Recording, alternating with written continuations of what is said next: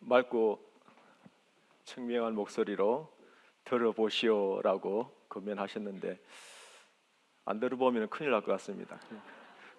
좀 잘 들어보시기 바랍니다. 같이 기도하시겠습니다. 우리를 사랑하시는 거룩하시고 자비로우신 하나님 아버지, 또 하나님 앞에 진리를 간절히 찾는 분들 모여서 말씀을 배울 수 있도록 인도해 주시니 너무나 감사드립니다. 주님 앞에 나오는 자를 아무도 내어 쫓지 아니하시고 다 구원해 주시겠다라고 말씀하신 주님, 계속되는 말씀을 배우는 가운데에 모든 분들이 주님께서 주시고자 하시는 영원한 생명을 얻을 수 있도록 주께서 축복하시고 도와주시기를 간절히 원합니다. 오늘 전해진 말씀 가운데에 주 성령께서 함께 하시고 도와주시기를 간절히 원하오며 우리를 사랑하시는 예수님 이름으로 기도하였습니다. 아멘. 시편 14편을 보시겠습니다.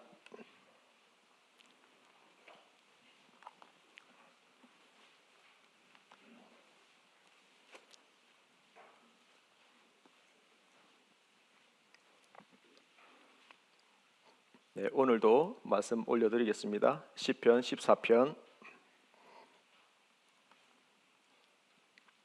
1절부터 3절까지입니다. 같이 읽으시겠습니다. 어리석은 자는 그 마음에 이르기를 하나님이 없다 하도다. 저희는 부패하고 수행이 가정하여 선을 행하는 자가 없도다. 여호와께서 하늘에서 인생을 굽어 살피사 지각이 있어 하나님을 찾는 자가 있는가 보려 하신즉 다 치우쳤으며 함께 더러운 자가 되고 선을 행하는 자가 없으니 하나도 없도다. 더 읽고 싶으시죠? 우리는 어제 배운 대로 사람이 이 세상에 태어나서 많은 것을 배우고 또 얻고자 하는 것도 많고 나름대로 부지런히 살아가고 있습니다. 그런데 인생은 유한하고 7, 80 살아가는 인생 속에서 세상에서 잘 먹고 잘 사는 그런 문제보다도 나 이 가죽 이것이 썩은 후에 내가 육체 밖에서 하나님을 보리라는 그 말씀대로 사람은 반드시 영혼이 있기 때문에 죽음 건너편에 하나님을 만나게 됩니다.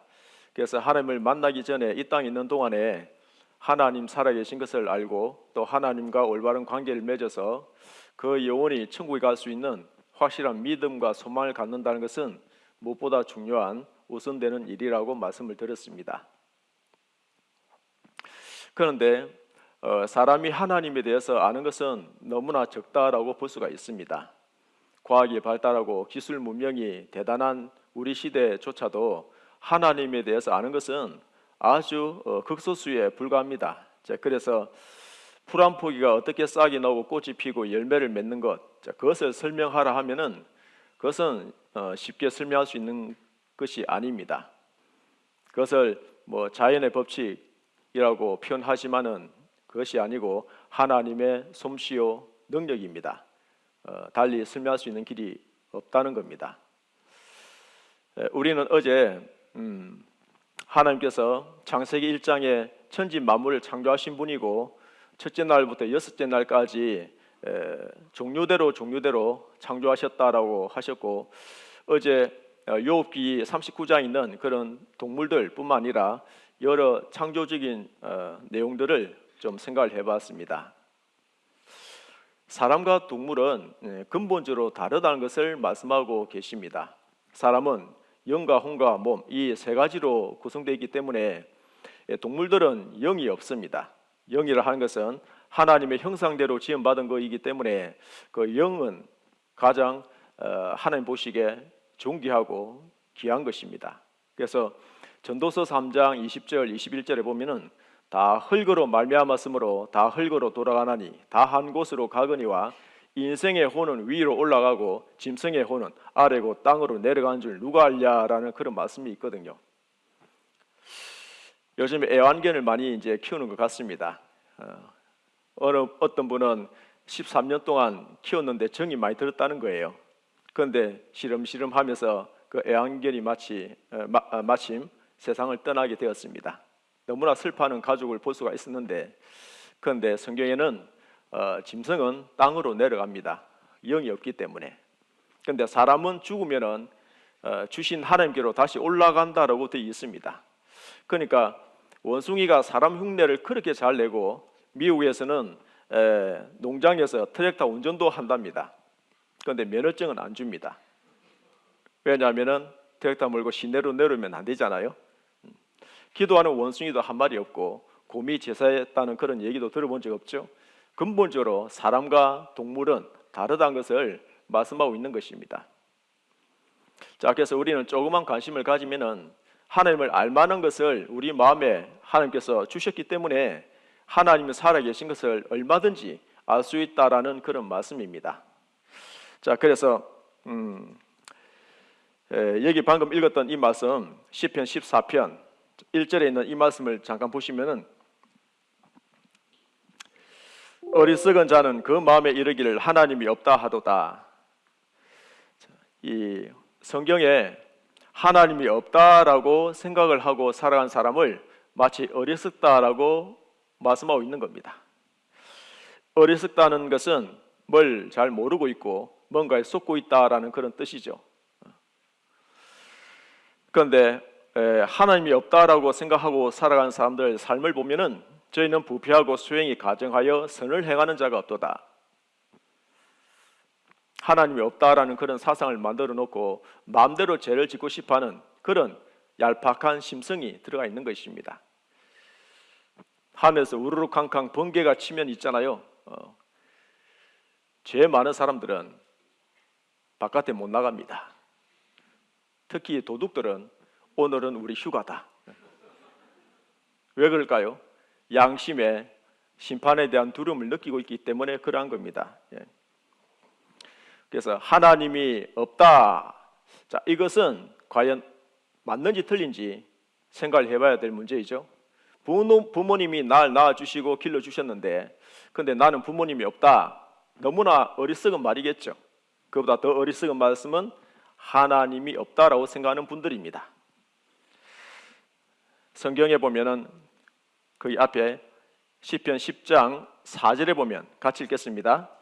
악인은 그 교만한 얼굴로 말하기를 여호와께서 이를 감찰치 아니하신다 하며 그 모든 사상에 하나님이 없다 하나이다. 하나님이 없다라는 그런 사상을 만들어 놓고 특별히 무신론 사상이라고 볼 수가 있겠죠. 그래서 교만한 얼굴로 하나님이 없다.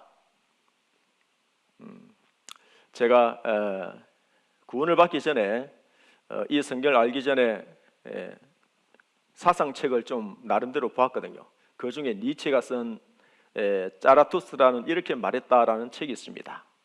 인간적인, 너무나 인간적인 이런 기타 책들이 있는데 아주 두꺼운 책이거든요. 그런데 저는 그 책을 읽으면서 그렇지, 하나님은 없지. 이 세상은 우연히 절로 생긴 것이고 인간은 너무나 초월적인 존재가 될 수 있는 거고 대단한 능력을 가진 그런 인간으로 묘사하고 있거든요. 인간이 무엇이든 다 할 수 있는 그런 식으로 쭉 초인이 될 수 있는 그런 방향으로 책이 이제 기술되어 있습니다. 저는 하나님을 몰랐기 때문에 그렇다라고 생각하고 그런 사상을 즐겨 읽었습니다. 그런데 성경을 배우다 보니까 사람은 너무나 연약하고 아무것도 아니다는 것을 발견하게 된 것입니다. 하나님은 정말 계시구나. 인간은 아무것도 아니구나. 그래서 무신론 또는 유물론, 진화론 이런 사상들은 하나님이 없다라는 사상 속에서 인간들이 잘못된 학설을 만들었구나 하는 것을 알게 된 것입니다. 하나님이 계시다 하는 것은 너무나 당연한 것입니다. 하나님이 안 계시면은 우리는 어제 말씀드린 인생 최대에 대한 문제 그 모든 답을 하나도 얻지 못할 것입니다. 하나님이 계셔야만 답을 얻을 수 있는 것이 너무나 많이 있죠. 지나가다 보면은 하얀 어떤 그 초원 위에 푸른 초원 위에 멋진 그 하얀 집이 있다고 생각해 보세요. 지나가다가 야, 저 집 너무나 아름답게 잘 지어졌다. 저절로 잘 지었구나 하면 이상한 사람이죠. 누군가가 저 집을 지은 겁니다. 갑자기 뭐 기둥이 날라오고 그리고 또는 지붕이 올라가면서 그렇게 세우신 것이 아니지 않습니까? 우연히 저절로 된다는 것은 아닙니다. 그래서 집마다 지은이가 있으니 만물을 지으신 이는 하나님이시라, 그 말씀처럼 모든 지어진 것에는 지은이가 있다는 거죠.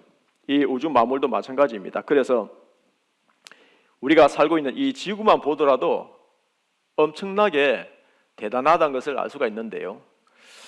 이 지구, 잠깐 이 말씀을 보시면은 이사야 45장 18절입니다.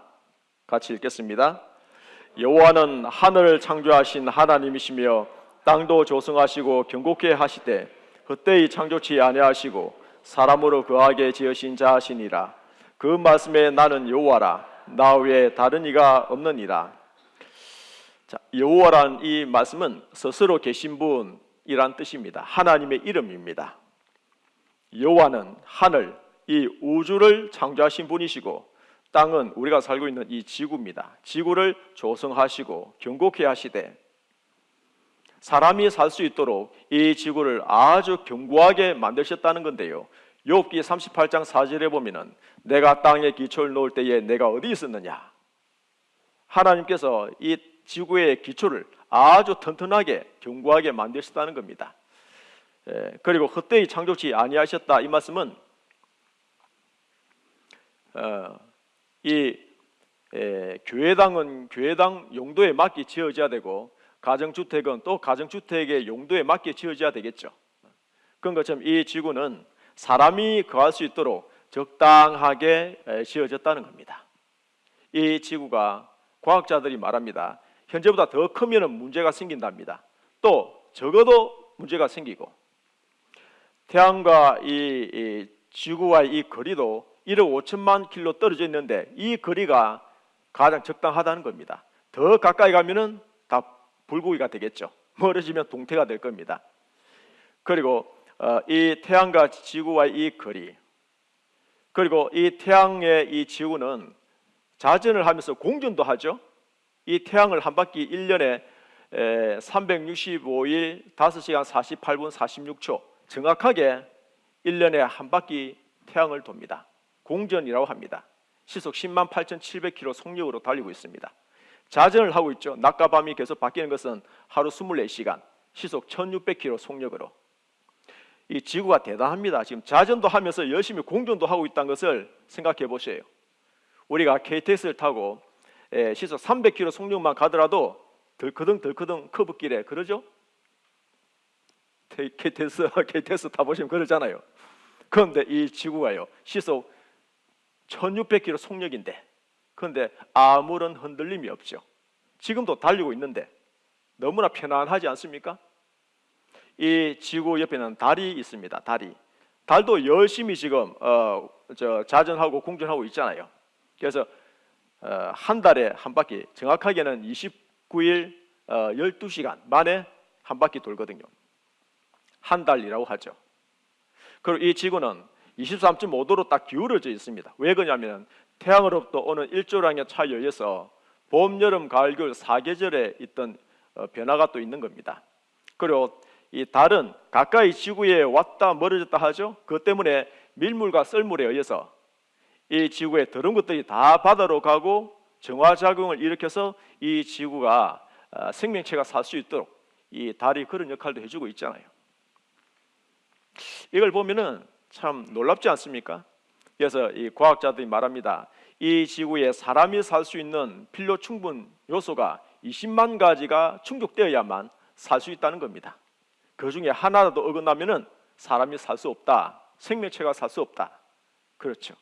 그래서 우리는 너무나 놀라운 이 기적과 같은 이 지구에 살고 있는 것입니다. 자, 여기 이 대우주에서 유일하게 이 지구만 생명체가 살 수 있는 곳이란 겁니다. 영상을 잠깐 보시겠습니다. 우주선을 타고 대기권 밖으로 30km만 나가봐도 지구에서 살면서는 몰랐던 대기의 중요성을 실감하게 됩니다. 특히 사람의 몸이 그 속에서 보호되고 있다는 사실 말입니다.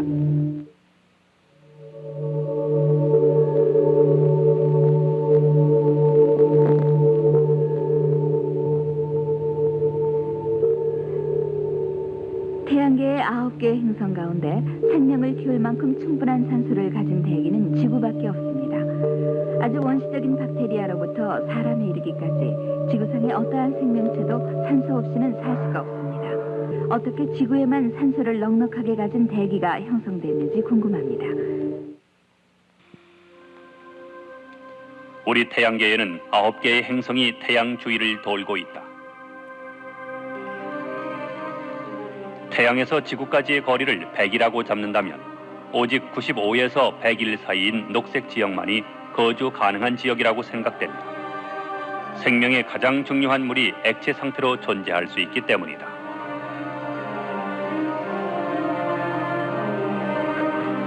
단지 지구만이 기적적으로 이 거주 지역 안을 회전하고 있다. 최근에 이루어진 태양계 행성 탐사의 결과 지구와 닮은 별들 간의 비교가 가능해졌습니다. 결국 지구는 태양계에서 독특한 별이라는 게 확인됐죠. 우리가 마음속으로 그려도 보고 과학적으로 추측도 해보았지만 여러 가지 증거를 종합해 볼 때 우주 전체에서 유독 지구에만 생명체가 산다는 결론을 얻고 맙니다. 외계에서 지구를 본 사람의 표현을 빌자면 지구는 영락없이 사막의 오아시스입니다. 암흑의 바다에 떠있는 푸른빛 광채의 고음 같은 셈이죠. 예, 영상을 하나 더 보시겠습니다.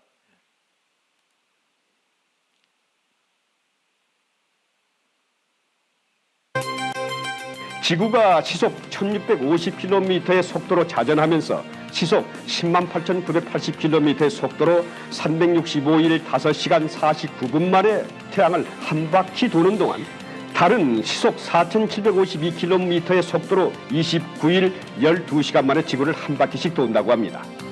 한치의 오차도 없이 지구가 태양을 돌고 달이 지구를 도는 것을 보면 퍼뜩 연관이 되는 것이 있습니다.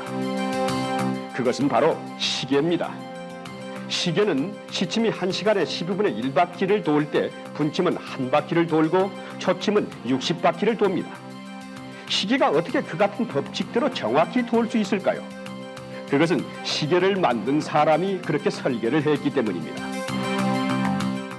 마찬가지로 지구가 태양을 도는데 1년이 걸리고 달이 지구를 도는데 한 달이 걸리는 것은 분명 누군가가 그렇게 설계를 해두었기 때문일 것입니다. 그렇죠. 예. 달이 한 달에 지구를 한 바퀴 돌고 지구는 1년에 태양을 한 바퀴 돌고, 이것도 보면 태양과 지구와 달 누군가가 설계했기 때문에, 왜냐하면 시계가 시, 분, 초가 정확하게 지금 돌고 있죠. 이 시계를 설계한 사람이 그렇게 설계했기 때문에, 자, 그래서 조금만 생각해 보면 아, 그렇구나. 이 우주에 이 태양과 지구와 달, 이것도 우연히 저절로 된 것이 아니겠구나 생각할 수가 있겠죠. 자, 그래서 우리는 어렸을 때 이 달 보면요, 그 토끼가 방아를 찢는 것과 같은, 자, 그렇게 생각이 들었잖아요. 그래서 실제로 이제 달에 가봤잖아요. 토끼가 있습니까, 없습니까? 네, 한 마리도 살지 못합니다. 낮에는 영상 130도, 밤에는 영하 160도, 일교차가 290도나 되는데 어떻게 토끼가 살 수 있겠습니까? 화성에도 가봤죠? 화성에 가니까 거기는 공기도 없고 물도 없고 어떻게 거기서 사람이 살 수 있겠습니까? 근데 요즘에 지구가 이 멸망이 다가오고 있으니까 화성 프로젝트 해서 그쪽에다가 이 사람이 살 수 있도록 그게 투자한다는데 엉뚱한 데 낭비하고 있는 거죠. 사람이 살 수 없습니다. 내가 이 지구에 살고 있다 하는 것은 하나님의 특별한 계획과 목적에 의해서 살고 있는 것입니다. 하나님의 눈은 이 광활한 대우주에서 이 지구에 관심이 가 있는 것이고, 특별히 지구에 있는 사람에게 하나님의 모든 관심은 다 가 있는 것입니다. 하나님의 독생자가 오신 곳은 이 대우주에서 이 지구밖에 없다는 것을 기억하셔야 됩니다. 그 말씀에 나는 여호와라. 자, 여기 이사야 45장 가보시겠습니다. 이사야 45장 방금 읽었던 말씀인데요. 여기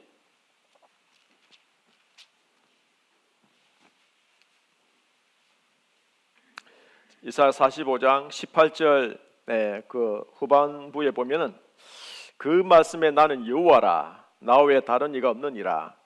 천지를 창조하신 신은 여호와 하나님밖에 없다. 그 말씀이죠. 그래서 여호와란 뜻은 좀 더 폭넓게 생각해 보면은 창조주이시라는 얘기고 은혜를 베푸시는 분이라는 말씀입니다. 구원자라는 의미도 다 가지고 있습니다. 뱃속에 있는 아이가 10달이 되면 이제 나오죠. 그랬을 때에 엄마 아빠는 그 뱃속에 있는 아이를 생각합니다. 그래서 뱃속에다 얘기하잖아요. 배에다 대고 아가야 나는 너의 엄마란다. 난 너의 아빠란다. 제발 건강하게 좀 나와보렴 하고 이렇게 하잖아요. 그래서 이 갓난 아기가 나왔을 때 필요한 배내 저고리뿐만 아니라 뭐 하여튼 기저귀하고 다 준비하잖아요. 준비는 부모님이 다 합니다. 하나님께서도 이 지구를 만드시고 이 안에 사람을 두신 것은 하나님의 영원하신 계획과 목적이 있다는 것입니다. 아주 먼 옛날 하늘에서는 당신을 향한 계획이 있었죠. 아주 먼 옛날 하나님의 계획이 다 있었습니다. 그래서 우리가 이 세상에 나온 것입니다. 그래서 19절 보시면은 같이 읽겠습니다. 나는 흑암한 곳에서 엄밀히 말하지 아니하였으며 야곱 자손에게 너희가 나를 헛되이 찾으라 이르지 아니하였노라. 나 여호와는 의를 말하고 정직을 구하느니라. 하나님께서 말씀하십니다. 나는 흑암한 곳에서 은밀히 말하지 아니하였으며 하나님은 비밀스러운 말씀 은밀하게 너만 알아야 된다라고 쏙닥쏙닥 이렇게 하지 아니하신다는 겁니다. 밝은 곳에서 밝히 말씀하시는 분이라는 거죠. 그런데 사람들은 은밀하게 말을 좀 하죠. 이거는 비밀인데 니만 알아야 된다. 쏙닥쏙닥 하는데 잠시 후에 다 알고 있어요. 야곱 자손에게 너희가 날 헛되이 찾으라 이르지 아니하였노라. 야곱 자손은 이스라엘 민족을 의미하죠. 에스겔 38장 12절에 보면은 세상 중앙에 거하는 백성이라고 표현했습니다. 그러니까 이스라엘 민족은 세상 중앙에 거하는 백성입니다. 이스라엘 옆에는 지중해라는 땅지 가운데 중 바다해, 그러니까 땅 가운데 있는 바다라는 의미에서 그 지중해가 있는데 그 옆에가 이스라엘이거든요. 그래서 이스라엘 거기에다가 콤파스를 딱 찍어서 돌리면은 전 세계 한가운데가 이스라엘입니다. 거기에서 예수 그리스도께서 오시고 복음을 완성하시고 예루살렘부터 땅끝까지 전파된 것입니다. 자, 그래서 너희가 나를 헛되이 찾으라 이르지 아니하였노라. 나 여호와는 의를 말하고 정직을 구하느니라. 하나님은 분명히 믿을 수 있는 증거를 주시고 믿으라 하시는 분이라는 뜻입니다. 무작정 믿으라 하지 아니하시고 믿을 만한 증거를 주신다는 겁니다. 22절 옆에 같이 읽겠습니다. 땅끝의 모든 백성아 나를 앙망하라. 그리하면 구원을 얻으리라. 나는 하나님이라 다른 이가 없는. 자, 그래서 땅끝의 모든 백성아, 이스라엘로부터 땅끝은 어디냐면은 동쪽 끝은 우리 대한민국과 일본입니다. 서쪽으로 끝은 미국입니다. 자, 그러니까 땅끝의 모든 백성아 나를 앙망하라, 이 말씀은 하나님께서 우리 대한민국을 부르시는 말씀입니다. 그러면은 예 하나님 하고 대답해야 되겠죠? 나를 앙망하라, 하나님을 찾고 부르라는 이런 말씀이죠.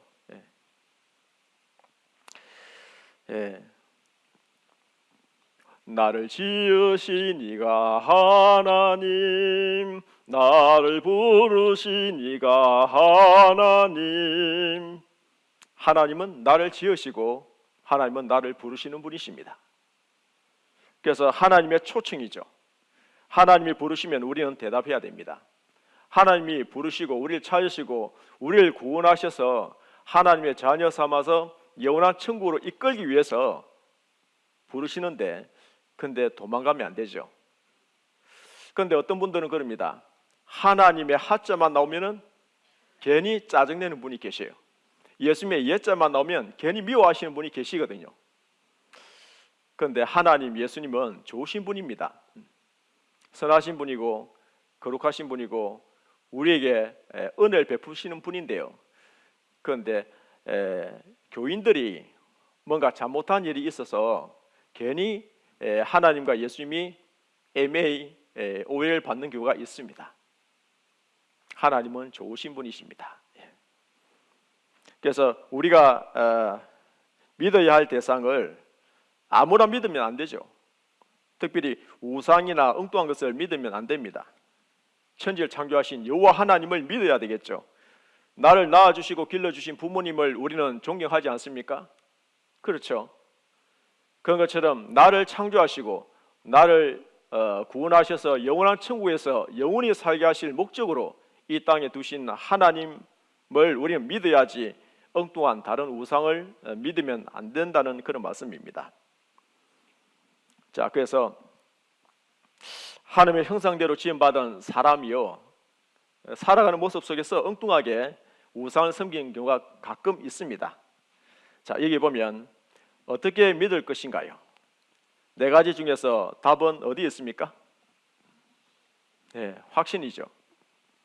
미신은 뭔가 미혹돼서 믿는 거죠. 맹신은 맹목적으로 믿는 것입니다. 광신은 광적으로. 그래서 요즘 이단 사입이 많죠. 그런데 거기에 빠진 거 보면 참 아이러니하죠. 여기 보면 네팔에서는 이 소를 신으로 섬기고 있습니다. 대한민국에서는 소를 일꾼 삼아 밭을 갈게 하는데 말이죠. 이 나라에서는 쥐를 신으로 섬기고 있어서 아까운 우유를 이렇게 주고 있어요. 어떤 나무는 깎아서 신으로 섬기고 있고 어떤 나무는 땔감으로 불 속에 들어가고 무엇이 다릅니까? 동네 입구에 가보면 이렇게 새긴 나무들이 많이 있죠. 네가 신이냐? 아닌데요. 옆에 있는 너 신이냐? 저도 아닌데요. 말을 할 수 있다면 다 그렇게 할 겁니다. 그런데 사람들이 우리를 깎아가지고 이렇게 앞에서 절을 하고 있습니다. 옛날에 우리 할머니 분들도요, 보면은 뒤에 가서 비나이다 비나이다 하여튼 우리 며느리 예쁜 손주 낳을 수 있도록 하여튼 뭐 우리 저 아들 사업 잘 될 수 있도록 이렇게 하지 않습니까? 뭔가 신을 찾는 마음이 있기는 한데 대상이 잘못된 거죠. 같이 읽겠습니다. 전능하신 자 하나님 여호와께서 말씀하사 해 돋는 데서부터 지는 데까지 세상을 부르셨도다. 하나님께서는 동서남북 모든 민족, 모든 열방을 부르시는 말씀입니다. 하나님이 부르시면은 돌아가야죠. 그렇죠. 하나님은 좋으신 분이십니다. 어느 대기업 회장의 아들이 예를 들면은 집을 나왔다고 생각해 보셔요. 근데 노숙자 생활을 하고 있는 것입니다. 근데 이 아들이 우리 아버지 집은 대저택인데 그래서 이 뉘우치고 집으로 돌아가면은 완전히 팔자가 피는 거죠. 그러니까 이 대저택이 어쩌면 자기 것이 될 수도 있고 또 아버지가 경영한 것을 물려받을 수도 있지 않습니까? 그런데 나는 노숙자 생활이 좋아. 나는 이렇게 아버지를 떠나서 사는 것이 너무 좋아. 안 돌아가면은 자기 손해죠. 하나님께서는 돌아오라 부르시는 것입니다. 돌아오라. 그래서 예수님께서도 말씀하셨습니다. 내 아버지 집에 거할 곳이 많도다. 천국에는 너무나 아름다운 집들이 많이 있다는 겁니다. 거할 곳이 많도다. 근데 나까지 천국 들어가면은 좁지 않을까요? 그 걱정할 필요 없다는 겁니다. 수고하고 무거운 짐진 자들아 다 내게로 오라. 내가 너희를 쉬게 하리라. 예수님이 하신 말씀이죠. 우리는 인생길이 수고와 슬픔뿐이요 신속히 간다라고 어제 말씀을 배웠는데 많은 어떤 짐을 짊어지고 생을 살아가고 있습니다. 특별히 죄짐도 짊어지고 있죠. 그러니까 인생이 얼마나 고달프이지 않습니까? 하나님께로 돌아가면은 편히 쉬게 해주신다라고, 참된 안식을 주신다라고 하셨습니다. 자, 그래서 교회당 다닌다고 해서 될 일이 아니고, 정확하게 이 성경이 과연 하나님의 말씀이냐 하는 이거부터 확실하게 알아야 되죠. 우리는 하나님에 대한 지식이 중요한 겁니다. 이제 그래서 이 성경이 정말 하나님의 말씀이냐 하는 것부터 확실하게 우리는 생각해야 될 부분이죠. 다른 사람이 다닌다고 왔다 갔다 이렇게 할 것이 아니고, 이 말씀이 왜 하나님의 말씀이냐 진지하게 생각하고 따져보고 분석해 봐야 되는 것입니다. 그래서 이사야 41장에 보면요, 41장 그 앞에 보시겠습니다. 이사야 41장 21절입니다.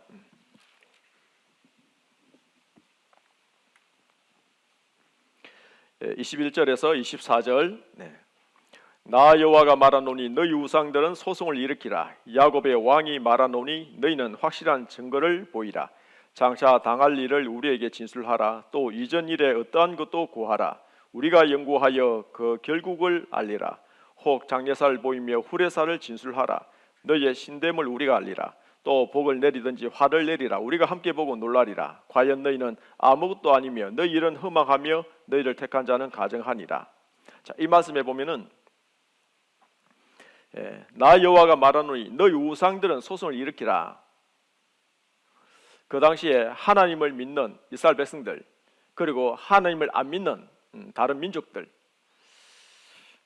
너희 이스라엘 민족이 믿는 여호와만 참 신이냐? 우리도 신이다 라고 우상들이 그렇게 말을 하는 겁니다. 그랬을 때에 하나님이 말씀하시죠. 그래, 그렇다면 너희 우상들은 한번 소송을 일으켜봐라. 소송은 법적인 용어이죠. 재판을 해보자 이겁니다. 누가 진짜 신인지. 야곱의 왕이 말하노니, 하나님이 말씀하노니 너희는 확실한 증거를 보이라. 어떤 증거를 보여야 되느냐면은 장차 당할 일을 우리에게 진술하라. 또 이전 일에 어떤 것도 구하라. 과거에 무슨 일이 일어났는지 그걸 한번 말해보거라. 그리고 장차 어떤 일이 일어날 것인지 또한 예언해 보거라. 이 세상에 많은 종교가 있고 많은 경전이 있지만은 과거에 어떤 일이 일어났고 또 더구나 앞으로 미래에 어떤 일이 일어날 것인지 말할 수 있는 그런 경전이 있습니까? 없죠. 할 수 없습니다. 자, 그런데 과거에 어떤 일이 일어났고 또 앞으로 장차 무슨 일이 일어날 것이다 하는 것을 이렇게 말씀하시는 분은 하실 수 있어야 된다 이겁니다. 여호와 하나님께서는 하실 수 있는 거죠. 자, 그래서 장례사와 후레사 다 같은 말이죠. 다 진술할 수 있는, 또 복과 화를 내릴 수 있는 신이어야 된다는 겁니다. 그런데 하나님 아닌 다른 우상을 섬기고 있는 그 사람들은 참으로 아무것도 아니고 허망하고 가정하다, 잘못된 길을 선택했다는 겁니다. 그래서 우리는 하나님에 대해서 조금만 생각해 보면요, 이런 말씀들도 있거든요. 시편 147편 4절 보면 저가 별의 수요를 계수하시고 저희를 그 이름대로 부르신도다. 하나님께서는 이 우주 만물 창조하실 때에 하늘의 바다 모래 알갱이보다 더 많은 별들을 창조하시면서 그 별들에게 각각 이름을 지어 주셨어요. 대단하지 않습니까? 우리는 나이가 들어가면요, 이름이 잘 생각이 안 나요. 얼굴은 생각나는데 이름이 석자 있잖아요. 그 생각이 안 나기 때문에 여러 가지 연관 지어 가지고 이 꼬리에 꼬리를 물고 그렇게 해서 나중에 생각이 나는 경우가 있죠. 예, 나이가 좀 잡수셨다는 이제 뜻입니다. 그리고 하나님께서는 너희에게는 머리털까지 다 세신 바 되었다. 하나님은 우리의 머리털도 다 세고 계신다는 겁니다. 우리는 눈썹도 몇 개인지 세지 못하죠. 아침에 샤워를 하는데 머리카락이 15개 빠졌네. 어제는 20개 빠졌는데 하나님은 다 세고 계시는 분이십니다. 나 여호와가 말하노라 나는 천지에 충만하지 아니하냐? 하나님은 천지에 충만하신 분이다. 신학적인 용어로는 편재라고 합니다. 편재. 이 우주 안에도 하나님은 계시고, 그러니까 이 미국에도 계시고 아프리카에도 계시고 하나님은 어디든 계신다는 겁니다. 이 우주 공간 안에도 계시고 이 우주 공간 밖에도 계시고 시간 안에도 계시고 시간 바깥에도 계시는 분이에요. 그것을 편재라고 합니다. 그래서 하나님에 대해서 조금만 우리가 생각해 보면은 하나님은 어떤 분이신가? 몇 가지만 제가 이렇게 올려드리겠습니다. 하나님은 전지하신 분이다. 모든 것을 다 알고 계신 분이라는 겁니다. 하나님은 전능하신 분. 하나님은 못하시는 것이 없다는 겁니다. 하나님은 편재하신 분. 방금 배웠죠. 하나님은 영원하신 분이십니다. 시작도 없고 끝도 없는 분이셔요. 하나님 나이는 몇 살일까요? 영원살입니다. 영원살. 하나님은 불변하신 분이십니다. 변하지 않는 분. 한번 하신 말씀은 반드시 이루시는 분입니다. 하나님은 유일하신 분이십니다. 하나님만 천지를 창조하신 창조주이시고 은혜를 베푸시고 구원해 주시는 분이십니다. 자, 그래서 하나님에 대해서 우리는 조금만 생각을 해봐도 보통 분이 아니구나 하는 것을 알 수가 있을 겁니다. 여기서 우리가 이사야 46장 10절 뒤에 보시면 또 46장 가보시겠습니다.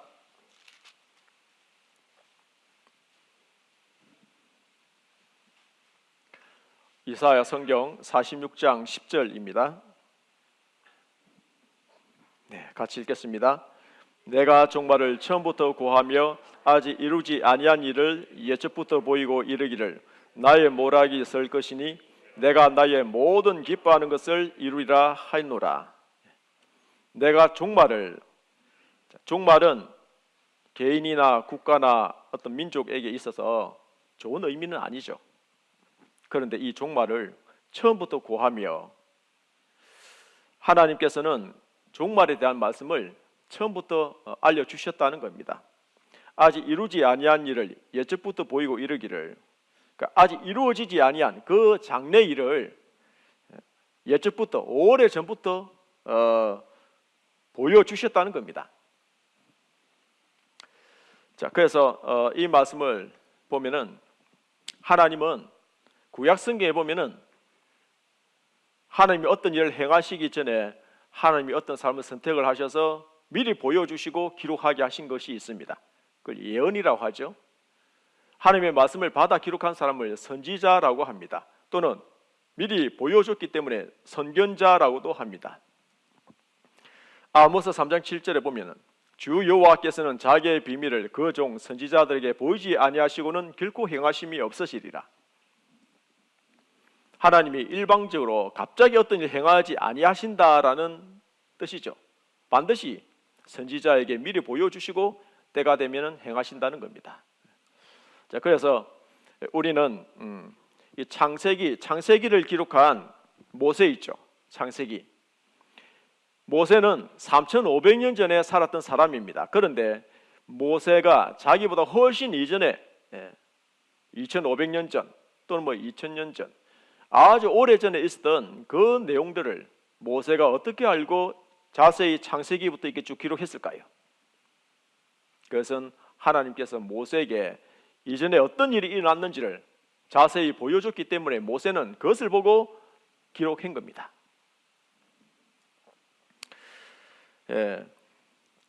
모세가 기록한 것을 보면은 천지창조, 에덴 동산, 노아 홍수 아주 굵직굵직한 그런 사건에 대해서 자세히 기록을 했거든요. 이 그림이 이제 무엇이냐 하면요, 6.25 전쟁에 대한 필름입니다. 여러분들은 6.25 전쟁이 실제 사실이라고 믿으세요? 아니면 거짓이라고 믿으세요? 네. 근데 6.25 전쟁이라는 걸 봤습니까? 대부분 안 보셨죠? 저도 전후 세대이기 때문에 6.25 전쟁에 대한 것은 말만 들었습니다. 자, 그런데 6월 25일 북한이 남침했을 때에 6월 28일 한강 이남으로 내려온 것을 저지하기 위해서 한강 다리를 폭파시킨 사건이 있었거든요. 그때 강북에 사는 사람들이 보따리를 메고 강남으로 내려오다가 많은 사람들이 그때 죽었습니다. 이 필름이 지금도 남아 있거든요. 그래서 여러 어떤 필름을 통해서 6.25 전쟁은 실제로 사실이구나 하는 것을 우리가 알 수 있는 것처럼 하나님은 모세에게 지나간의 그 역사를 보여주신 것입니다. 그러면 성경의 제일 마지막 책인 요한계시록, 마지막 책인 이 요한계시록은 어떻게 해서 기록됐느냐? 예수님의 제자인 사도 요한이 지중해 밤모섬에서 유배 생활할 때에 그때 기록된 말씀입니다. 계시록 1장 19절에 보면은 예수님께서 사도 요한에게 나타나셔서 내 본 것과 이제 있는 일과 장차 될 일을 기록하라 라는 말씀이 나오거든요. 그래서 요한계시록은 대부분 장차 될 일에 대한 내용이 많이 있습니다. 예언이죠. 그래서 사도 요한은 내가 보니 이렇게 쭉 기록하고 있는 것입니다. 내가 보니 바다가 죽어가고 나무가 죽어가고 양식이 없어서 많은 사람들 죽어가고 또 온역에 의해서 많은 사람들이 죽어가고 그리고 유프라테스 강 그 근처에서 쾅하고 많은 사람들이 또 죽는 장면, 그리고 계시록 13장에 가면은 적 글소가 등장해서 돈이나 카드를 다 없애버리고 오른손이나 이마에다 표를 받고 그 표를 받지 아니한 자는 많이 죽이는 그런 장면도 보았습니다. 그리고 요한계시록 16장에 보면 아마게돈 전쟁이 일어나서 또 많은 사람들이 죽는, 요한계시록 21장에는 내가 새하늘과 새 땅을 보니 처음 하늘과 처음 땅이 없어졌고 바다도 다시 있지 않더라. 영원한 새하늘 새 땅에 대한 그 모습도 사도 요한은 보았습니다. 하나님이 저희와 함께 계심에 다시는 사망이나 어떤 눈물이나 아픔이나 고통이 없는 처음 것들이 다 지나간 그런 영원한 천국에 대한 장면이 쭉 나오는 겁니다. 물론 지옥에 가는 사람의 그 심판받는 장면도 잠깐 나옵니다. 우리가 이 세상에 살면서 부모님이 먼저 세상을 떠났다든지 또는 사랑하는 아들, 딸이 먼저 세상을 떠나서 슬픔에 잠겨 있는 경우도 가끔 있죠. 그런데 그 영원한 천국에서는 눈물도 아픔도 슬픔도 고통도 없는, 거기에는요 대학생들 중간고사, 기말고사도 없어요. 그리고 새벽에 출근할 일도 없습니다. 거기는 치과 병원도 없어요. 거기는 사기꾼도 없고 너무나 아름다운 그 천국에 대한 장면이 쭉 나오는 거예요. 자, 그래서 이 사도 요한이 내가 보니 자, 이렇게 장래될 일을 쭉 보고 이렇게 기록한 것입니다. 요한계시록이. 이 천국에 대한 장면 너무나 참 좋겠죠. 자, 그래서 이 성경은 한마디로 말하면 인류 역사의 시작과 인류가 어떻게 끝나는 것까지 자세히 나와 있기 때문에 역사책이라고 볼 수가 있겠죠. 이 성경은 역사책입니다. 역사를 영어로 하면 어떻게 되죠? 어떤 분들은 히스테리 하는데 히스토리 발음을 잘 하셔야 됩니다. 히스는 그의, 스토리는 이야기, SS가 두 개 붙으니까 하나만 해서 히스토리, 그의 하나님의 이야기가 역사입니다. 하나님이 역사를 주관하시고 통치하신다는 것을 알 수가 있습니다. 그래서 이 성경과 역사는 두 톱니바퀴가 맞물려 돌아가듯이 일치하게 되어 있는 겁니다. 이 성경 안에는 과거 역사, 또 현재 역사, 또 미래 역사까지 톱니바퀴가 맞물려 돌아가듯이 일치가 되고 있다는 겁니다. 자, 그래서 성경을 보면은 BC 1500년부터 AD 100년까지 1600년 동안에 걸쳐서 기록된 이 성경, 그 당시에 이집트, 바벨론, 페르시아, 헬라, 로마 그런 제국과 관계된 정치, 경제, 군사, 종교, 외교 여러 가지 기타 중요한 내용들이 그 당시에 많이 기록되어 있습니다. 그리고 뿐만 아니라 성경이 기록되기 이전인 과거 역사 자세히 기록되어 있습니다. 또 성경이 기록되고 난 이후에 미래 역사에 대한 것도 예언으로 자세히 기록되어 있는 거죠. 과거 역사는 여러 가지 고고학적인 증거를 통해서 사실로 계속 밝혀지고 있고, 또 미래 역사는 하신 그 말씀대로 예언이 성취되는 것을 통해서 성경이 사실인 것을 계속 증거되고 있는 겁니다. 그래서 성경은 한마디로 말하면은 사실이라는 겁니다. 사실. 자, 따라 해보시겠습니다. 성경은 사실이다. 성경이 사실이면은 하나님이 계실까요? 안 계실까요? 예, 맞습니다. 하나님은 계십니다. 하나님은 계시고 이 성경은 하나님의 말씀이라는 것을 믿을 수 있다는 거죠. 자, 그래서 여기 보면 46장 10절에 있는 말씀이 그겁니다. 예. 그래서 이 내가 정말 처음부터 구함이여 아직 이루지 아니한 일을 옛적부터 보이고 이르기를 나의 모락이 설 것이니 내가 나의 모든 기뻐하는 것을 이루리라. 하나님 보시는 인류 역사 속에서 하나님이 기뻐하시는 뜻이 있는데 뜻이 하늘에서 이룬 것 같이 땅에서도 이루어지이다. 주 기도문에 있는 그 내용처럼 하나님께서는 역사를 경영해 가시면서 천국 갈 백성을 준비하는 것이 이 땅에서 이루어가는 하나님의 계획과 목적입니다. 이 역사 속에서 왜 시간이 흘러가고 있느냐? 그것은 천국 갈 백성을 준비하기 위한 하나님의 계획과 목적이라는 것을 생각하셔야 됩니다.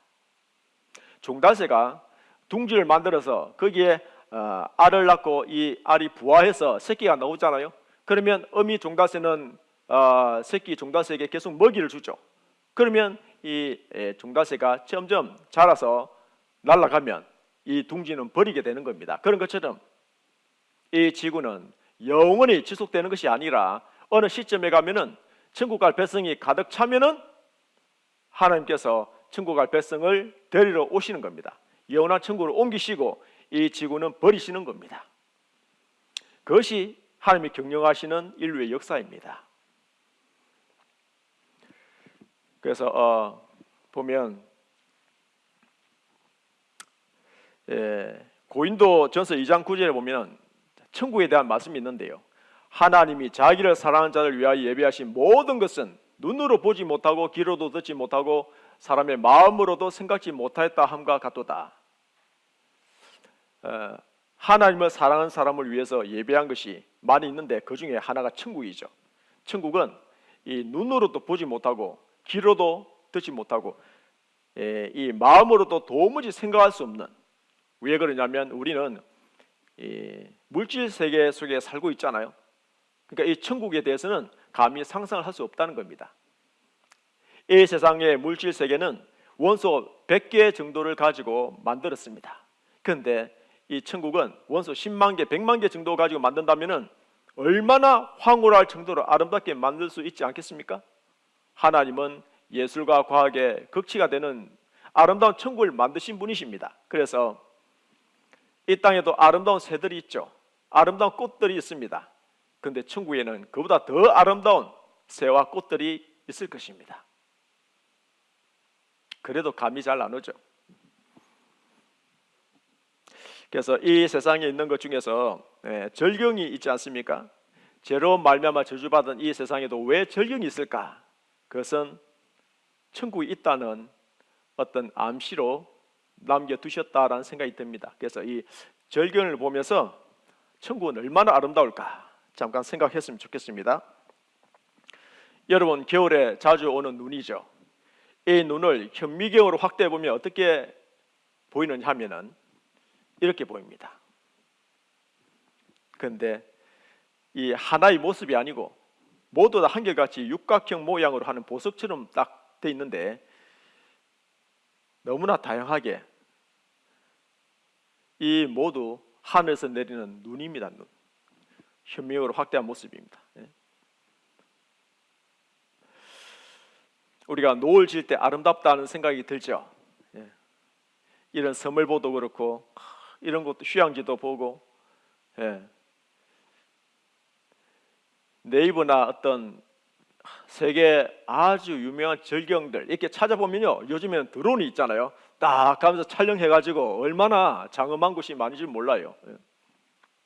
요즘 뭐 힘들게 올라갈 필요 없어요. 드론이 얼마나 깨끗하게 화질도 아주 선명하게 잘 촬영해놨는지, 예. 뭐 전 세계 다 가봅니다 요즘에. 예. 그래서 보면요, 너무나 아름다운 그런 곳이 많이 있거든요. 이렇게. 예.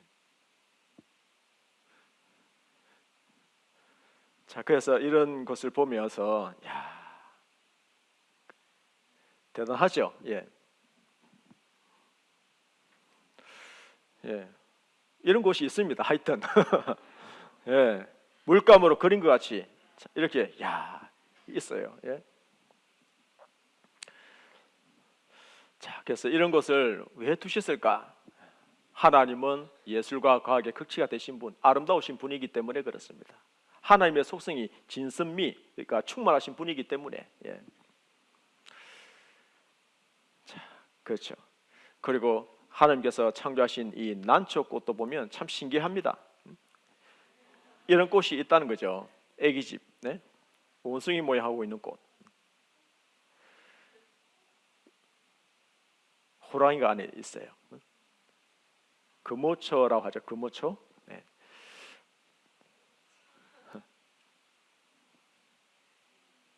발레리나입니다. 네. 꽃입니다. 꽃. 네. 무섭죠. 이런 모양도 있어요. 네. 새 모양이죠. 왜 이런 꽃 모양을 이렇게 창조하셨을까요? 하나님의 작품이시죠. 그래서 우리는 이 성경이 사실이면은 영원한 천국에 대한 내용도 사실로 믿을 수 있는 거죠. 네, 예. 그래서 우리 옆에 인도하신 분이 왜 기어코 이렇게 가서 말씀을 들어보자 그랬을까요? 천국이 있기 때문에, 천국에 같이 가시면 좋기 때문에, 그래서 강건하신 것입니다. 우리는 인생을 다시 한번 좀 생각해 보겠는데, 어제 배운 인생에 대해서 좀 더 보충해서 우리가 살아가고 있는 이 인생 영상으로 이렇게 담겨져 있는데요. 잠깐 보고 또 생각해 보겠습니다.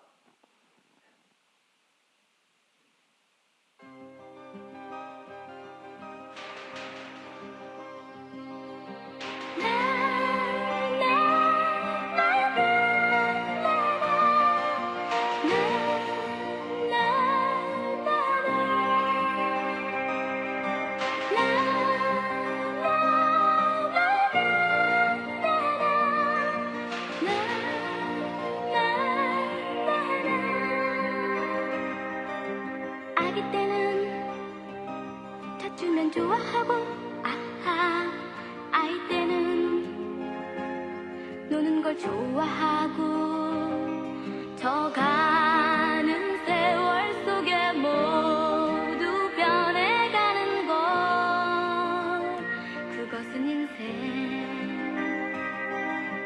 저리 들어 친구도 알게 되고 아하 사랑하며 때로는 당황하며 저 가는 세월 속에 모두 변해가는 것 그것은 인생 시작도 알 수 없고 끝도 알 수 없네 영원한 시간 속에 잠시 서 있을 뿐 우리가 얻은 것은 진정 무엇이고 우리가 잃은 것은 과연 무엇인가 저 가는 세월 속에 빈손으로 가는 것 그것은 인생 네, 빈손으로 왔다가 빈손으로 가는 것이 인생이죠. 그죠? 근데 빈손으로 왔다가 빈손으로 가면 돼요, 안 돼요? 예. 갈 때는 영생을 가지고 천국에 들어가셔야죠. 그래서 이렇게 집회를 하고 있는 것입니다. 잠깐 5분간 휴식하시겠습니다. 이어서 말씀드리겠습니다. 예.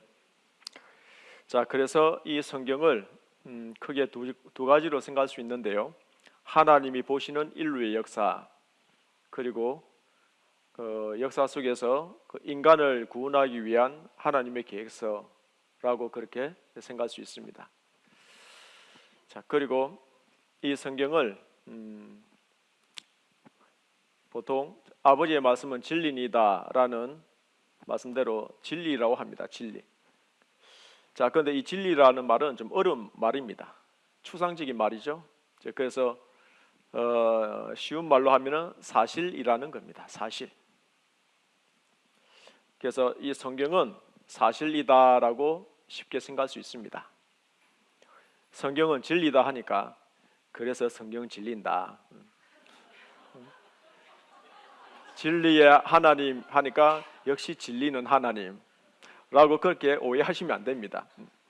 성경은 사실, 이 말은 안에 어떤 내용들이 있냐 하면 창조적인 사실, 과학적인 사실, 역사적인 사실, 창조, 과학, 역사적인 사실, 이것은 이 땅에서 이루어지고 있는 그런 역사적인 사실이죠. 그런데 영적인 사실은 나 이 가죽 이것이 썩은 후에 내가 육체 밖에서 하나님을 보리라. 이것은 영적인 사실입니다. 영원한 사실은 영원한 천국과 지옥, 그런 영원한 사실입니다. 그런데 영적이고 영원한 사실은 우리가 눈에 보이지 않기 때문에 너무나 어렵죠. 그래서 창조적인 사실, 역사적인 사실, 과학적인 사실, 이런 내용들 쭉 배우다 보면은 눈에 보이지 않는 이 영적 영원한 사실도 믿을 수 있겠구나라는 생각이 들 겁니다. 자, 그래서 우리는 이제 이 시간부터는 이 땅에 이루어지고 있는 역사적인 사실에 대해서 몇 가지 좀 배워 보시겠습니다. 창세기 2장을 가보시겠습니다. 창세기 2장.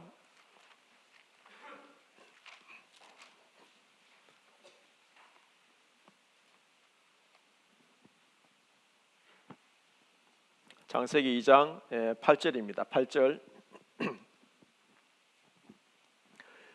여호와 하나님이 동방의 에덴에 동산을 창실하시고 그 지으신 사람을 거기 두시고 10절. 강이 에덴에서 발원하여 동산을 적시고 그에서부터 갈라져 네 근원이 되었으니 첫째의 이름은 비손이라. 13절. 둘째 강의 이름은 기온이라. 구스 온 땅에 둘렸고 셋째 강의 이름은 히데길이라. 아수로 동편으로 흐르며 넷째 강은 유브라 되더라. 창세기 2장에는 에덴 동산과 관련해서 말씀이 기록되어 있습니다. 에덴 동산. 자, 여러분 에덴 동산 하면은 어렸을 때 저도 그런 생각했거든요. 에덴은 낙원, 기쁨, 즐거움. 자, 그래서 저 먼 별나라 어디 파라다이스 그렇게 생각을 했는데, 그런데 여기 보면은 이 에덴 동산에서 강이 흘렀다라고 이 자세히 기록되어 있는 거예요. 여기 보면 비손, 기온, 히데겔, 유브라데 이 네 개의 강이 에덴 동산에서 흘렀다라고 되어 있기 때문에, 그런데 놀라운 것은 히데겔이라는 이 강이 지금도 이라크에 흐르고 있는 강입니다. 히브리어로 히데겔이고 지금 영어 성경에 보면 티그리스라고 되어 있거든요. 그리고 유브라데는 유프라테스 강이죠. 자, 그래서 우리는 이 에덴 동산이 어딘지 찾을 수 있는 그런 시대가 된 거죠. 자료를 통해서 잠깐 보시겠습니다. 성서의 에덴 동산은 어디에 있었을까? 신문이나 어떤 잡지나 이런 데 나온 내용들입니다. 에덴 동산. 아담 하와가 선악과를 먹고 그 땅에서 쫓겨났죠. 자, 우리가 보고 있는 이 세계 지도. 자, 그런데 보면 미국과 한국 이 사이의 가운데가 이스라엘이 있습니다. 이스라엘. 그 중동 지방입니다. 천지 창조의 무대는 메소포타미아였다. 에덴 동산은 메소포타미아에 있었다. 메소포타미아라는 말은 두 강가 사이라는 뜻이거든요. 그래서 여기 보면 이라크 쿠르나 낙조 쓸쓸한 에덴 동산 옛자리. 에덴 동산은 지금의 페르시아만이다. 미 미시시피 대조사단이 잃어버린 강 비손 흔적을 발견했다. 이 네 개 강 여성계에 보면은 티그리스, 유브라테스라고 돼 있죠. 한강보다 약 20배 정도가 더 커요. 유프라테스 강은 아주 넓은 강입니다. 자, 이 네 개의 강이 만나는 이 지점, 에덴 동산. 이라크, 쿠웨이트, 이란, 사우디아라비아 그 외 여러 나라들이 있는데요. 이곳이 과거의 에덴 동산 옛자리라고 기사가 나오고 있습니다. 여기 보면 페르시아만이 있는데 전에는 붙어 있었는데 이게 땅이 갈라졌다라고 그렇게 설명하고 있습니다. 세계사에서도 보면은 빛은 동방에서 최초의 문명은 오리엔트에서 발생되었다. 메소포타미아 문명에서 시작되어서 이집트, 인더스, 황하 이렇게 넘어갔다는 겁니다. 요즘에 땅속에 무엇이 있는지도 찍을 수 있는 시대이죠. 기술이 발달해서 사우디아라비아가 옛날에는 비옥한 땅이었다는 겁니다. 지금은 사막이지만 옛날에는 비옥한 땅이었다. 그래서 사막에 감추어진 고대 강, 여기는 일찍이 식물이 무성했다. 에덴 동산의 강을 발견했다. 비손, 기온강 그 두 개의 강을 발견했다는 겁니다. 찾았다는 겁니다. 사막 밑에 사하라 사막 지하에 거대한 강이 있다. 이것이 사하라의 암벽화. 그래서 이 사막인데 거기 암벽화들이 많이 있거든요.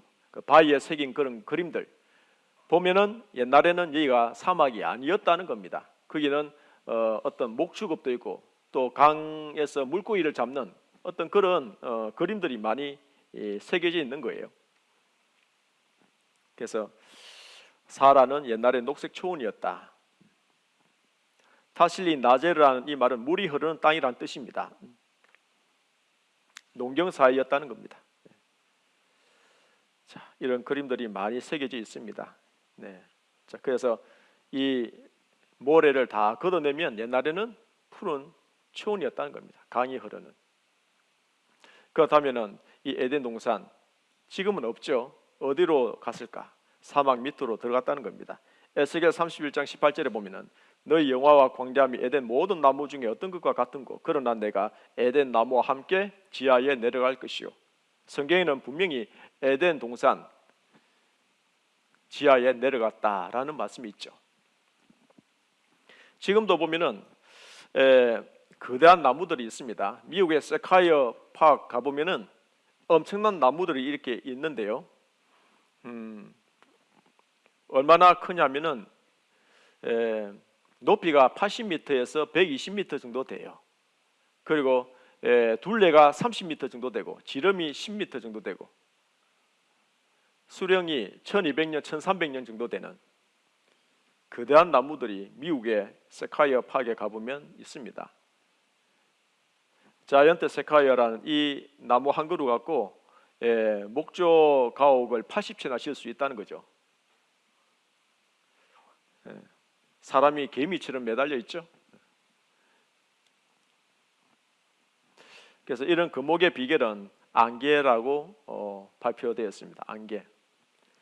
에덴 동산도 창세기 2장 6절에 보면 안개만 땅에서 올라와 온 진면 적셨더라. 그래서 엄청난 동물과 식물들이 있었다는 겁니다. 에덴 동산 그 자리에. 그때는 이 궁창 위에 물층이 있었기 때문에 창세기 1장에 있는 것처럼 지구가 가장 살기 좋은 그런 환경이었다는 겁니다. 그때는 사계절이 없었습니다.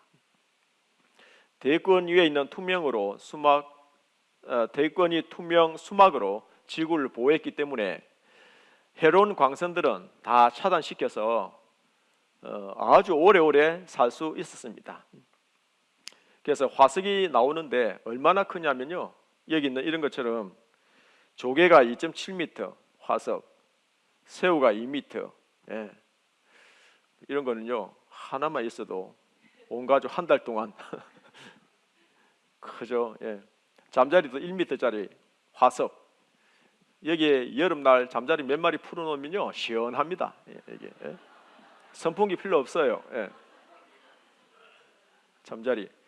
바퀴벌레, 옛날 바퀴벌레 이 30cm짜리 화석. 주방에 2-3마리만 기어다니도 기겁하겠죠. 공룡 화석도 있습니다. 이렇게 큰, 엄청 크죠. 이 공룡이 다리 보세요. 여기서 여기까지. 그러면 이 공룡이 얼마나 크겠습니까? 그래서 인간 수명 900살까지 가능했는데 노홍수 전에 하늘의 물청이 장수의 비결이었다라고 한국과학기술원의 노희천 교수가 발표했습니다. 사람 발자국 보면요 이렇게 커요. 세상에 그러면 키가 얼마나 될까요? 거인들이 살았다는 거죠. 사람의 발자국과 공룡 발자국이 같이 나오기도 했습니다. 동시대에 같이 살았다는 거죠.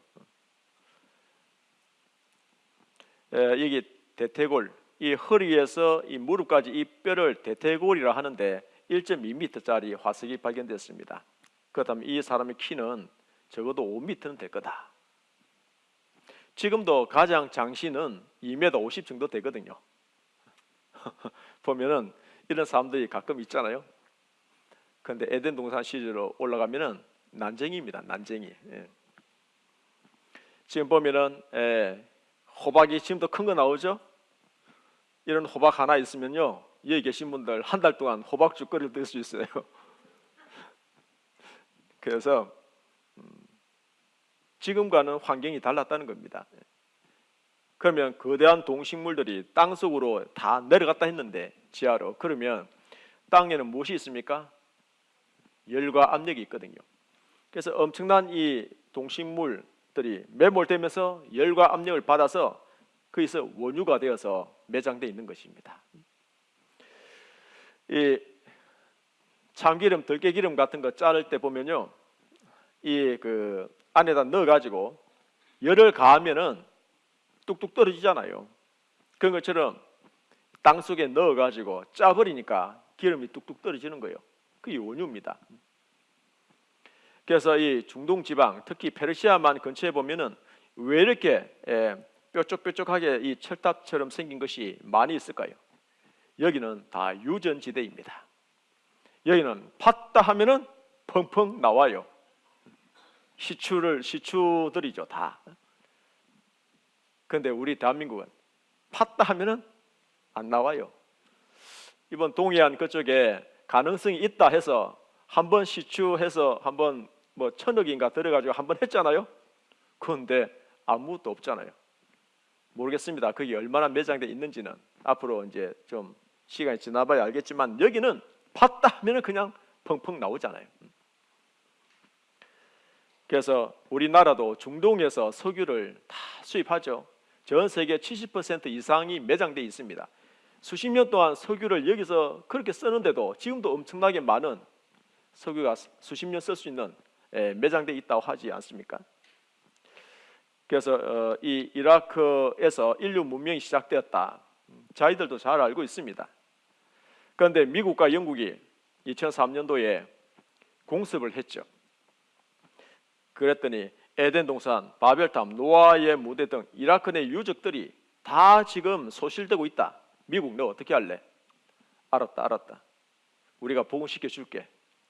미국은 대단합니다. 부수기도 하고 복원시켜 주기도 하고. 자, 그래서 이런 내용들이 많이 있는데요. 여기는 어디냐면은 아랍에미레이트의 두바이라는 도시입니다.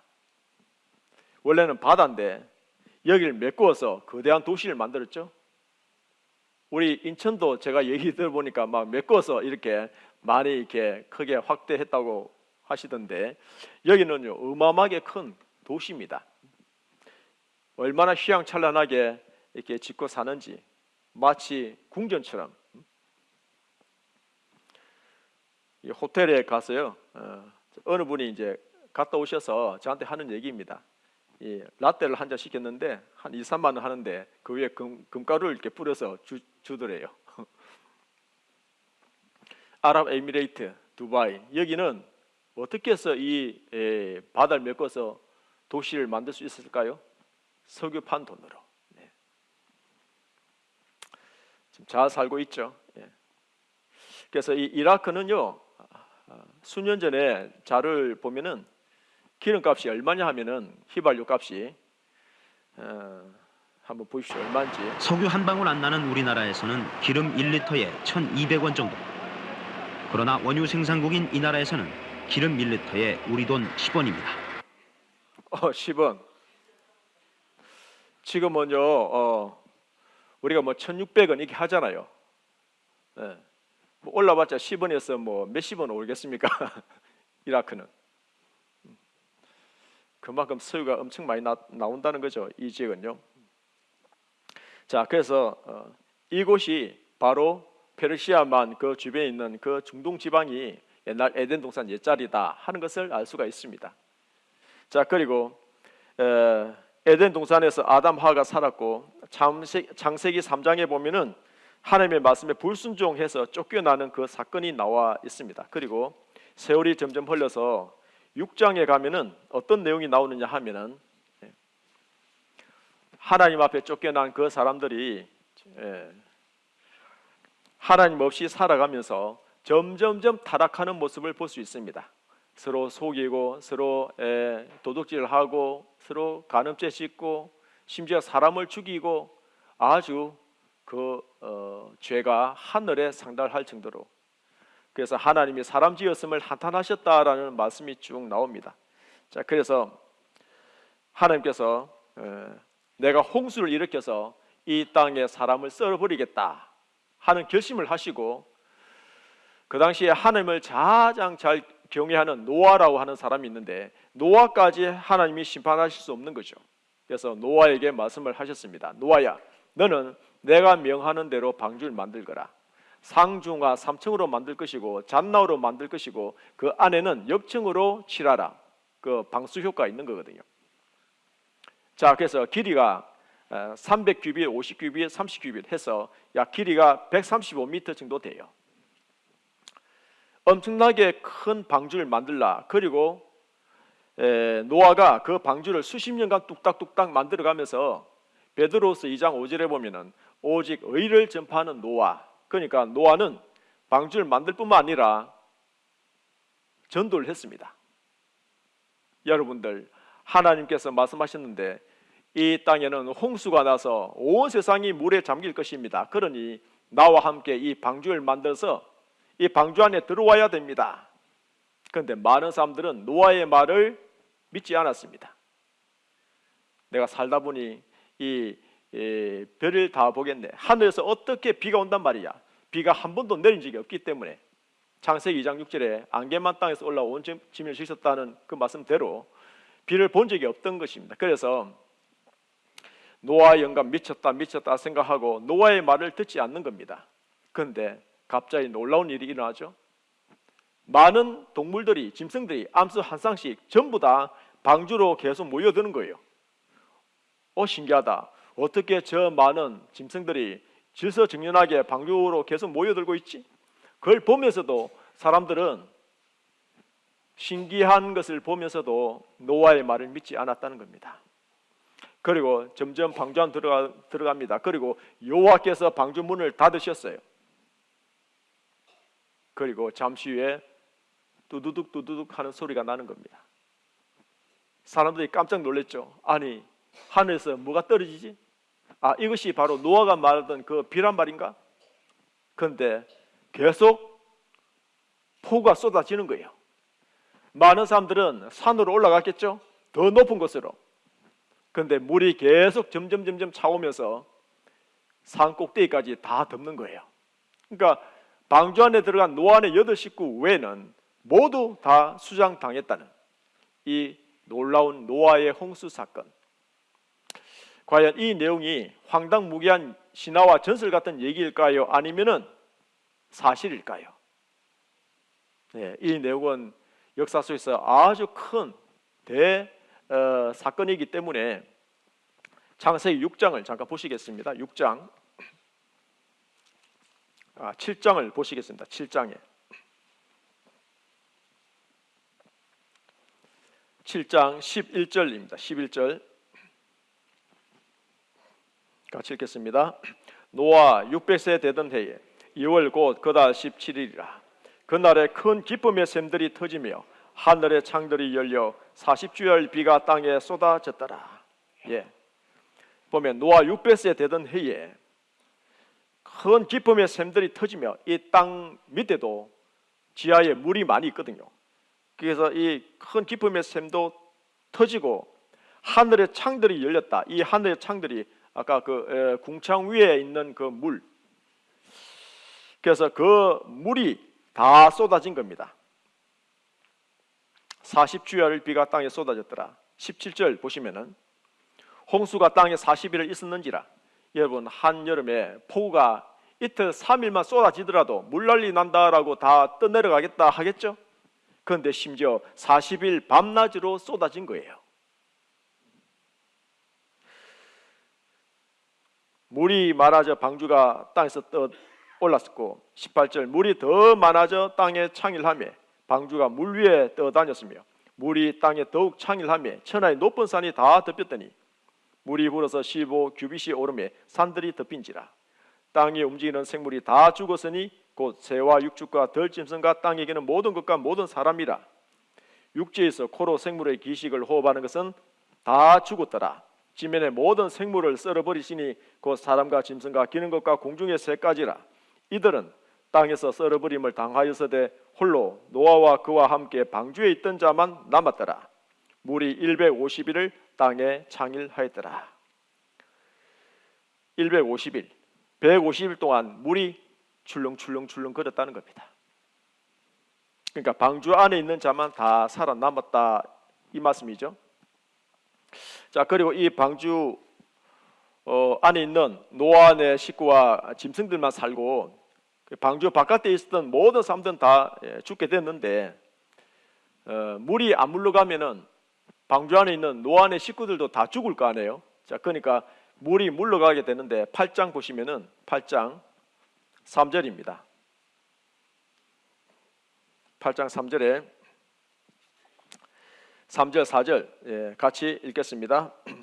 물이 땅에서 물러가고 점점 물러가서 150일 후에 감하고 7월 곧 그달 17일에 방주가 아라산에 머물렀으며.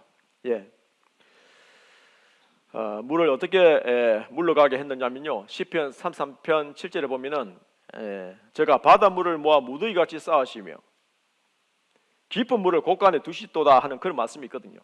그렇게 해서 물을 점점 처리하셨습니다. 남극과 북극 얼음으로 해서 또 바닷속을 깊이 파서 물창고를 만들어서 물을 처리하신 것입니다. 그리고 물이 점점 감하니까 이 방주가 아라산에 머물렀으며. 자료를 통해서 확인해 보겠습니다.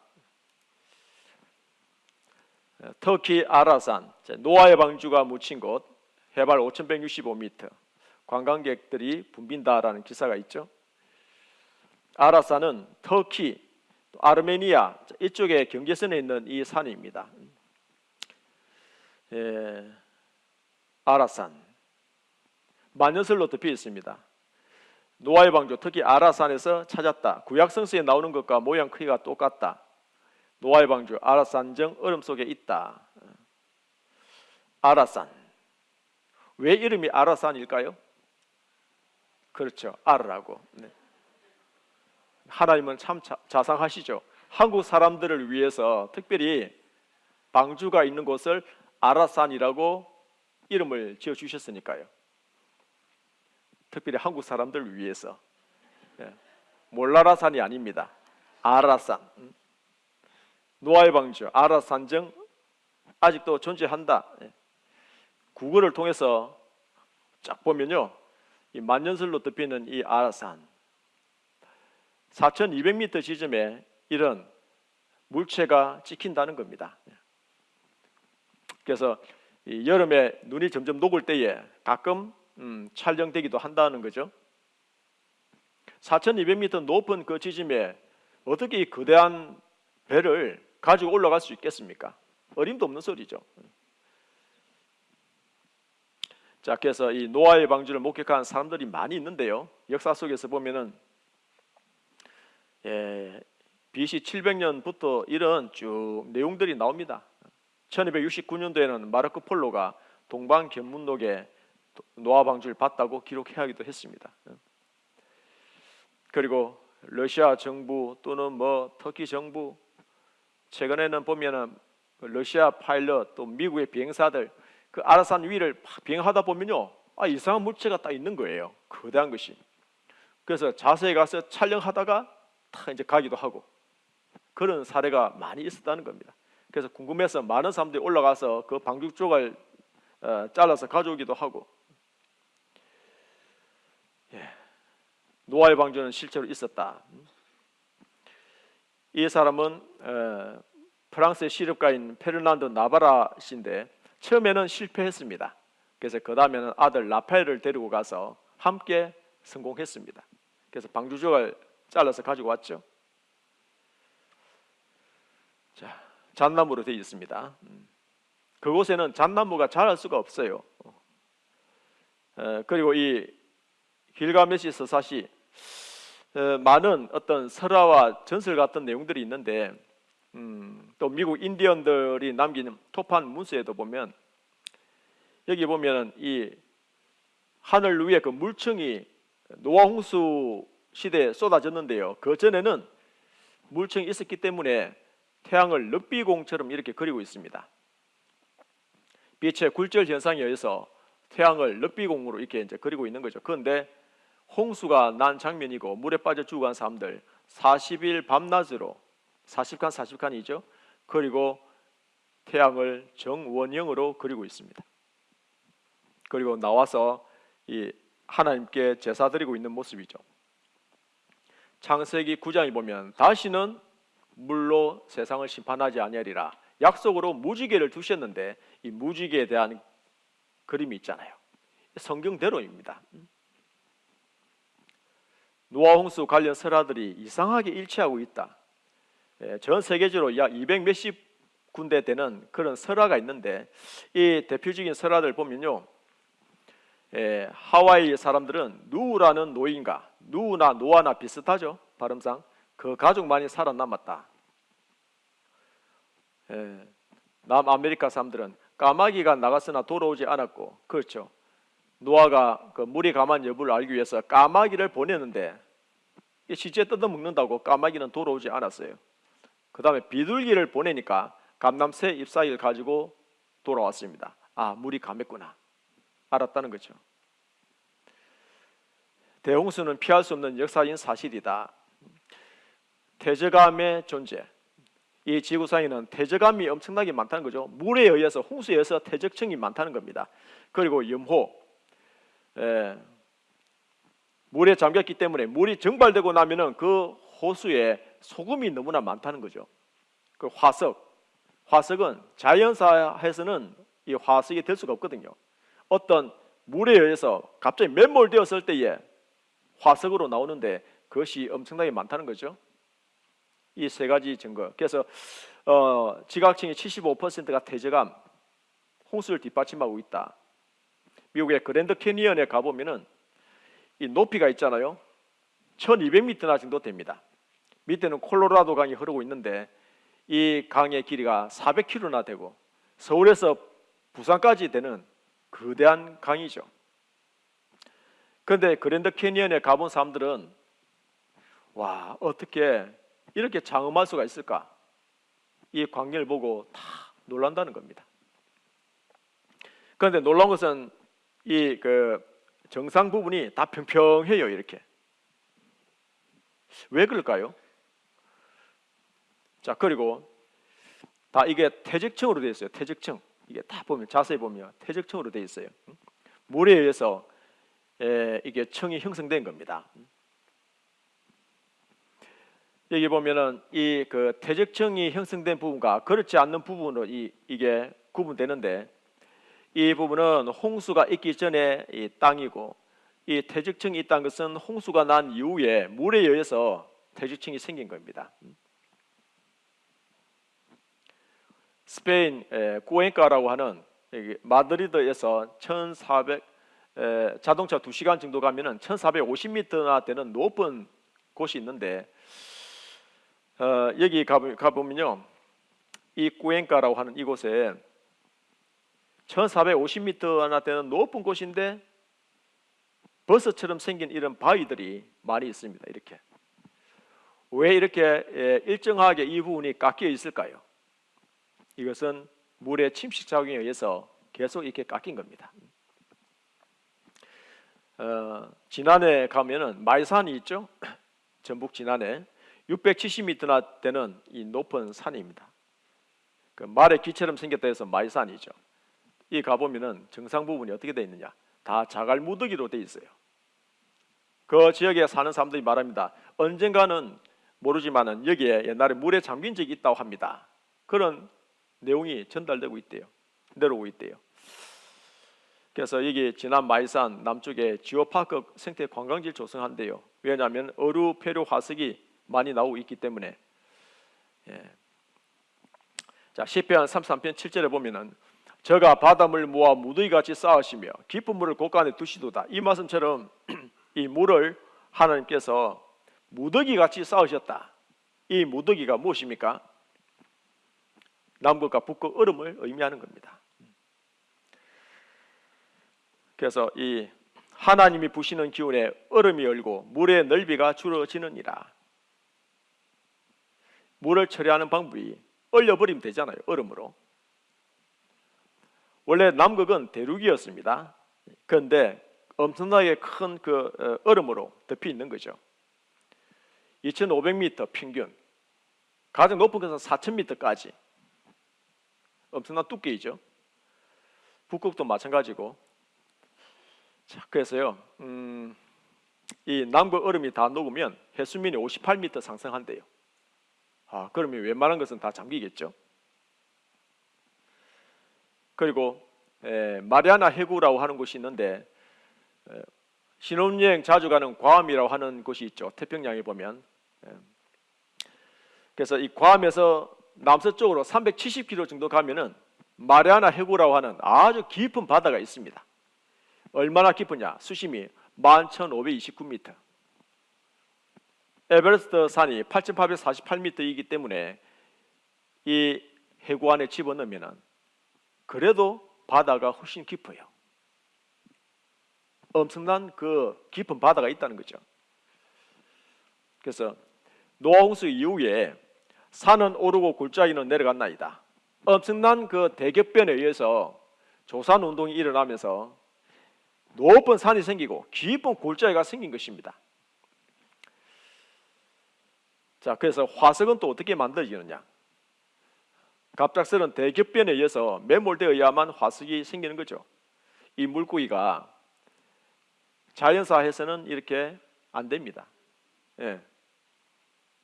다 부패돼 버린 거예요. 그런데 이 화석이 되려면요, 매몰돼요, 갑자기. 자, 그러니까 보면은 조개 같은 것도 있잖아요. 조개도 죽을 때 되면 입을 벌리거든요. 보셨어요?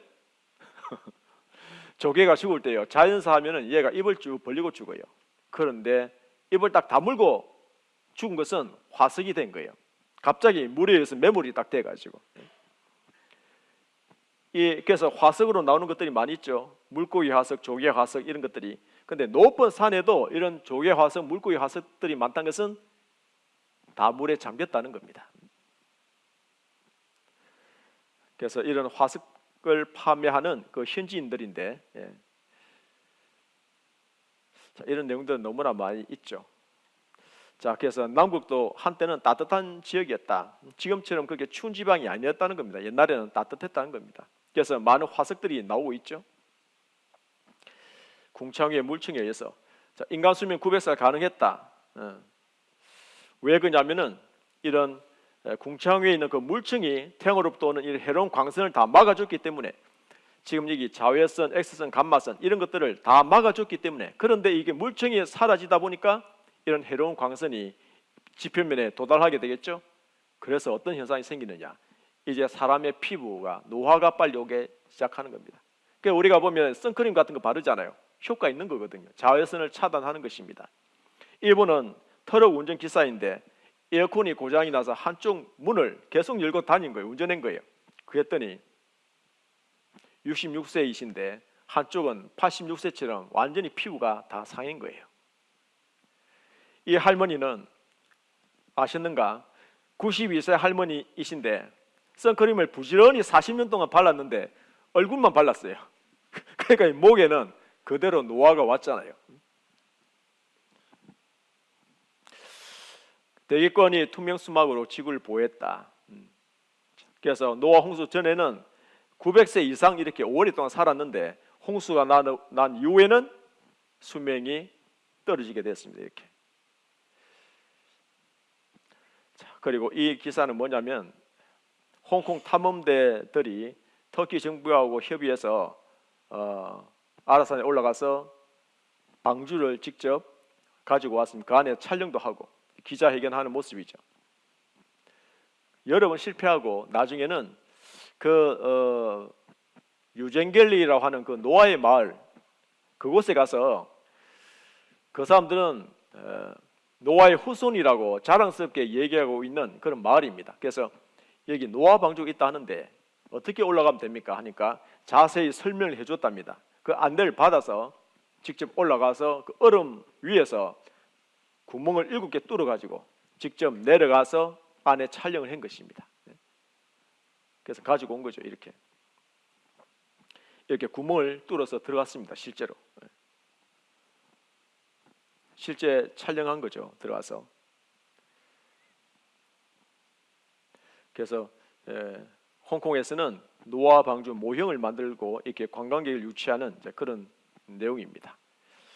자, 어쨌든 많은 그런 자료가 있는데 시간 관계상 다 생략하고요. 그 당시에 영상을 애니메이션으로 한 것이 있는데 잠깐 좀 보시겠습니다. 이날 여호와 하나님께서 노아에게 임하셨다. 노아야, 노아야. 나의 하나님이시여. 모든 혈육 있는 자의 강포가 땅에 가득함으로 그 끝날이 내 앞에 이르렀으니 내가 그들을 땅과 함께 멸하리라. 너는 잣나무로 너를 위하여 방주를 짓되 그 안에 간들을 막고 역청으로 그 안팎에 칠하라.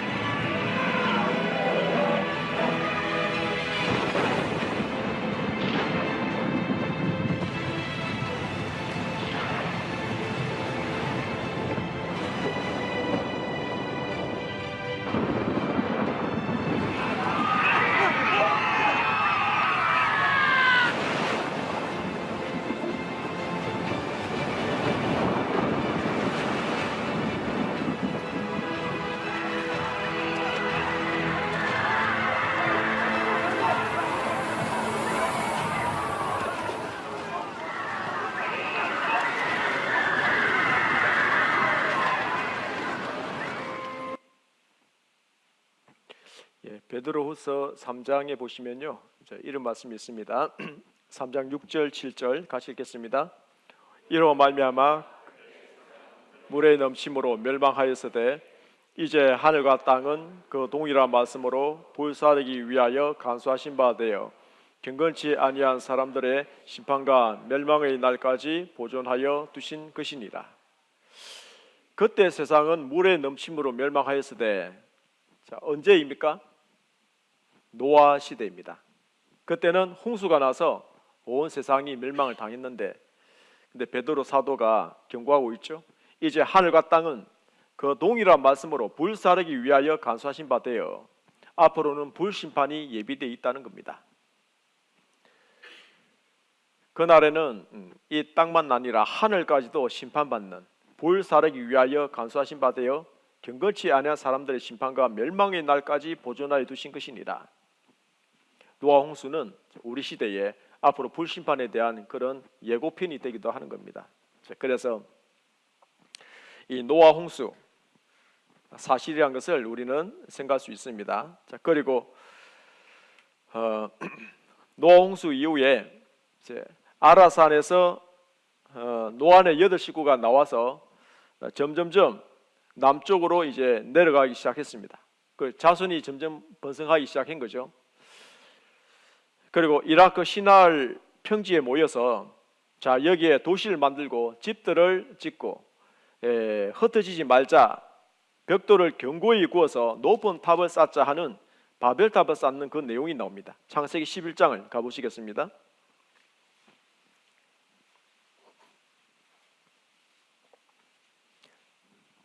창세기 11장 1절입니다. 온 땅의 구음이 하나이요 언어가 하나이었더라. 이에 그들이 동방으로 옮기다가 시날 평지를 만나 거기 거하고 서로 말하되 자 벽돌을 만들어 견고히 굽자 하고 이에 벽돌로 돌을 대신하며 역청으로 진흙을 대신하고 또 말하되 자 성과 대를 쌓아 대 꼭대기를 하늘에 닿게 하여 우리 이름을 내고 온 지면의 흩어짐을 면하자 하였더니 여호와께서 인생들의 쌓는 성과 대를 보시려고 강림하셨더라. 여호와께서 가라사대 이 무리가 한쪽 속이요 언어도 하나이므로 이같이 시작하였으니 이후로는 그 경영하는 일을 금지할 수 없으리로다.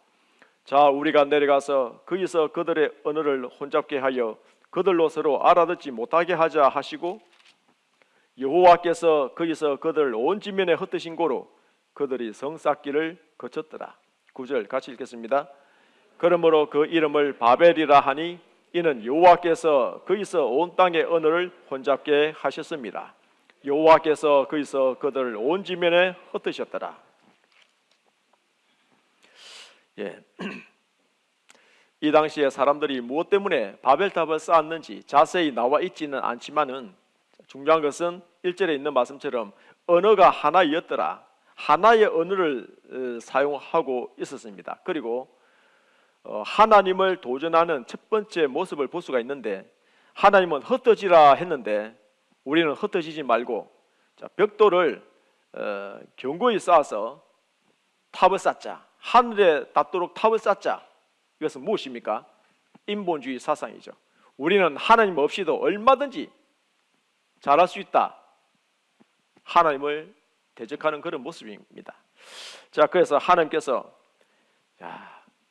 가만히 보니까 역사 속에서 앞으로도 이런 일을 계속 반복할 것 같으니까 초자연적으로 하나님께서 개입을 하시는데 어떻게 개입하시느냐 하면은 위에서 벽돌 가져오너라 하니까 밑에서 이따지 빨를까 울을까 하는 거예요. 속이 답답해서 벽돌 가져오라니까 하고 막 내려오잖아요. 그래서 왜 벽돌 안 가져오니 하니까 대체가 울을까 룰루루 막 그러니까 도대체 말이 안 통하잖아요. 그런데 너는 나하고 말 통한다. 너 나 말 통하네 해서 말 통한 사람들끼리 뿔뿔이 흩어졌다는 겁니다. 이것이 바로 바벨탑 사건입니다.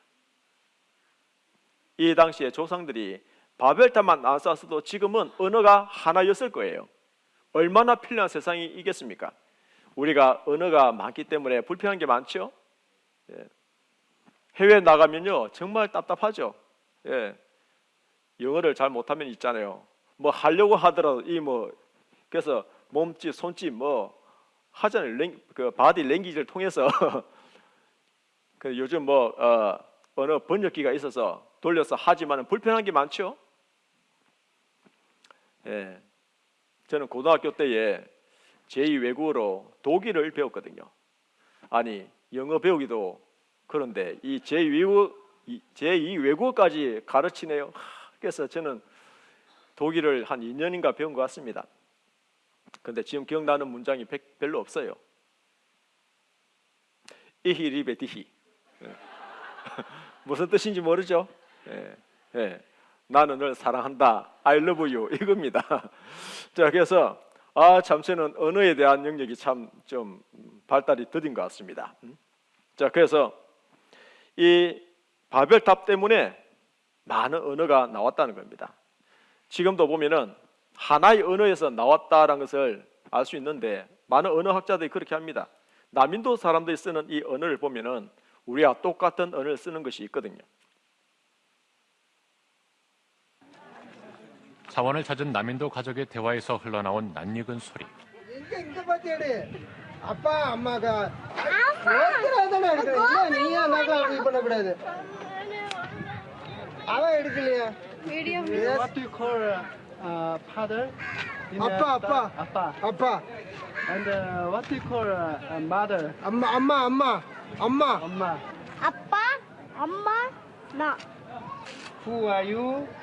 아빠, 엄마, 나. 그렇죠? 그렇죠. 아빠, 엄마, 나. 우리하고 똑같지 않습니까? 그래서 보면은 아빠를 파파라고 부르는 경우도 많이 있거든요. 아빠, 파파. 좀 비슷하죠? 발음상. 엄마를 맘마라고 하는 경우도 많잖아요. 맘마, 예, 엄마. 예. 자, 그래서 하나의 언어에서 다 파생되었다는 것을 알 수가 있습니다. 예, 자, 그래서 우리가 창세기 10장에 보면요, 그 앞부분에 보면은 우리가 셈의 후손 중에서 욕단이 나오고 쭉 나오는데 우리 대한민국은 욕단의 후손이다. 이제 그렇게 학자들은 또 생각하고 있습니다. 그래서 우리는 단군의 조상이 아니고 이 보면은 이 계통이 쭉 나와 있습니다. 그 제가 시작할 때 시편 14편 1절부터 3절까지 말씀을 읽고 2절 3절은 설명을 안 했습니다. 2절 3절이 무슨 내용이냐면은 여호와께서 하늘에서 인생을 굽어 살피사 지각이 있어 하나님을 찾는 자가 있는가 보려 하신즉 다 치우쳤으며 함께 들어온 자가 되고 선을 행하는 자가 없으니 하나도 없도다. 그런데 하나님께서 하나님을 찾는 자가 있는가 하늘에서 쭉 내려다 보셨는데 그런데 역사 속에서 하나님을 섬기는 계보가 쭉 나오거든요.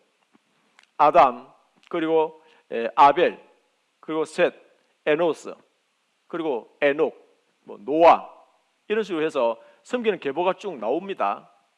그런데 왜 하나님을 찾는 사람이 한 명도 없는 이 말씀을 하고 계실까? 창세기 11장에 보면은 신할 평지에서 바벨탑을 쌓는 이 시대, 한 사람도 하나님을 찾는 사람이 없는 영적인 암흑 시대를 두고 하신 말씀이죠. 자, 그래서 이 시대는 어떤 시대냐 하면요, 아침에 태양이 뜨면은 저 태양이 우리를 보호하는 신인가 보다, 태양신이요 하고 이렇게 절을 하는 거예요. 또는 밤에 달이 또 환하게 보름달이 뜨잖아요. 그러니까 저 달이 우리 밤에 지켜주는 신인가 보다, 또 달신이요, 바다에는 용왕신이요, 산에는 산신이요, 이렇게 여러 신들을 섬기는 우상숭배가 점점 심해지는 겁니다. 이대로 가다가는 하나님을 영영 잃어서 돌아오지 못하는 거겠죠. 그래서 하나님께서 특별한 방법을 선택하시는데 하나님이 살아계시다, 하나님이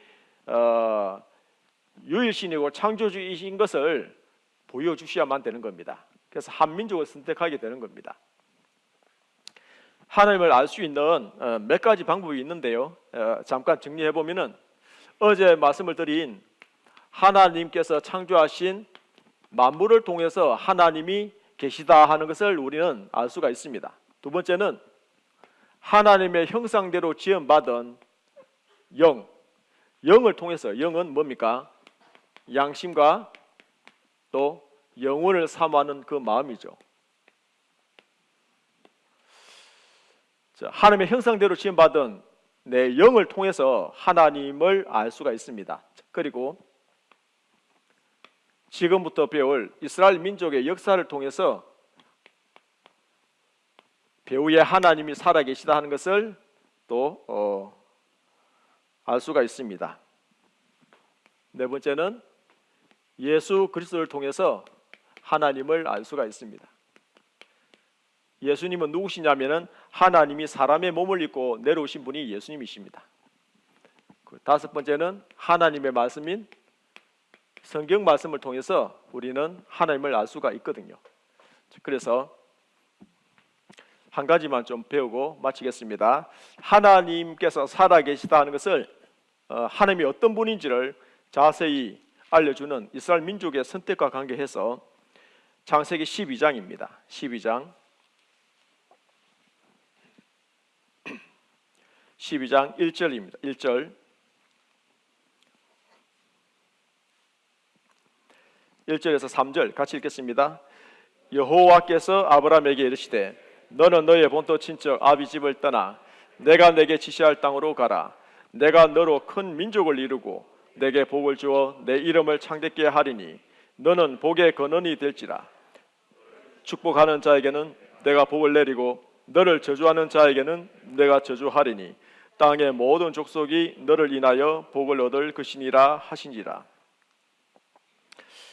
자, 그래서 하나님께서 우상 숭배하고 있는 그 갈대 우르에서 아브라함이라고 하는 사람을 불러내어서 이스라엘 민족이 조상이 되게 하셨습니다. 그래서 이 약속을 하셨는데 아브라함과 어떤 약속을 하셨느냐 하면은, 자, 우선 여기 보면 내가 내게 지시할 땅으로 가라. 가나안 땅이죠. 지금 이스라엘 땅입니다. 거기에는 원래 원주민들이 살고 있었습니다. 그런데 하나님께서 가나안 땅을 주겠노라. 그래서 지금도 하마스하고 팔레스타인 그쪽에 왜 이스라엘과 계속 전쟁이 일어나고 있을까요? 그것은 서로 땅 문제 때문에 그런 겁니다. 서로 자기 땅이라고 싸우고 있는 거죠. 약 4,000년 동안 계속 싸우고 있는 것입니다. 그러면 이제 그런 얘기하죠. 창세기 15장에 보면은 하나님이 우리에게 주신 땅이다 라고 이제 창세기 15장을 보라.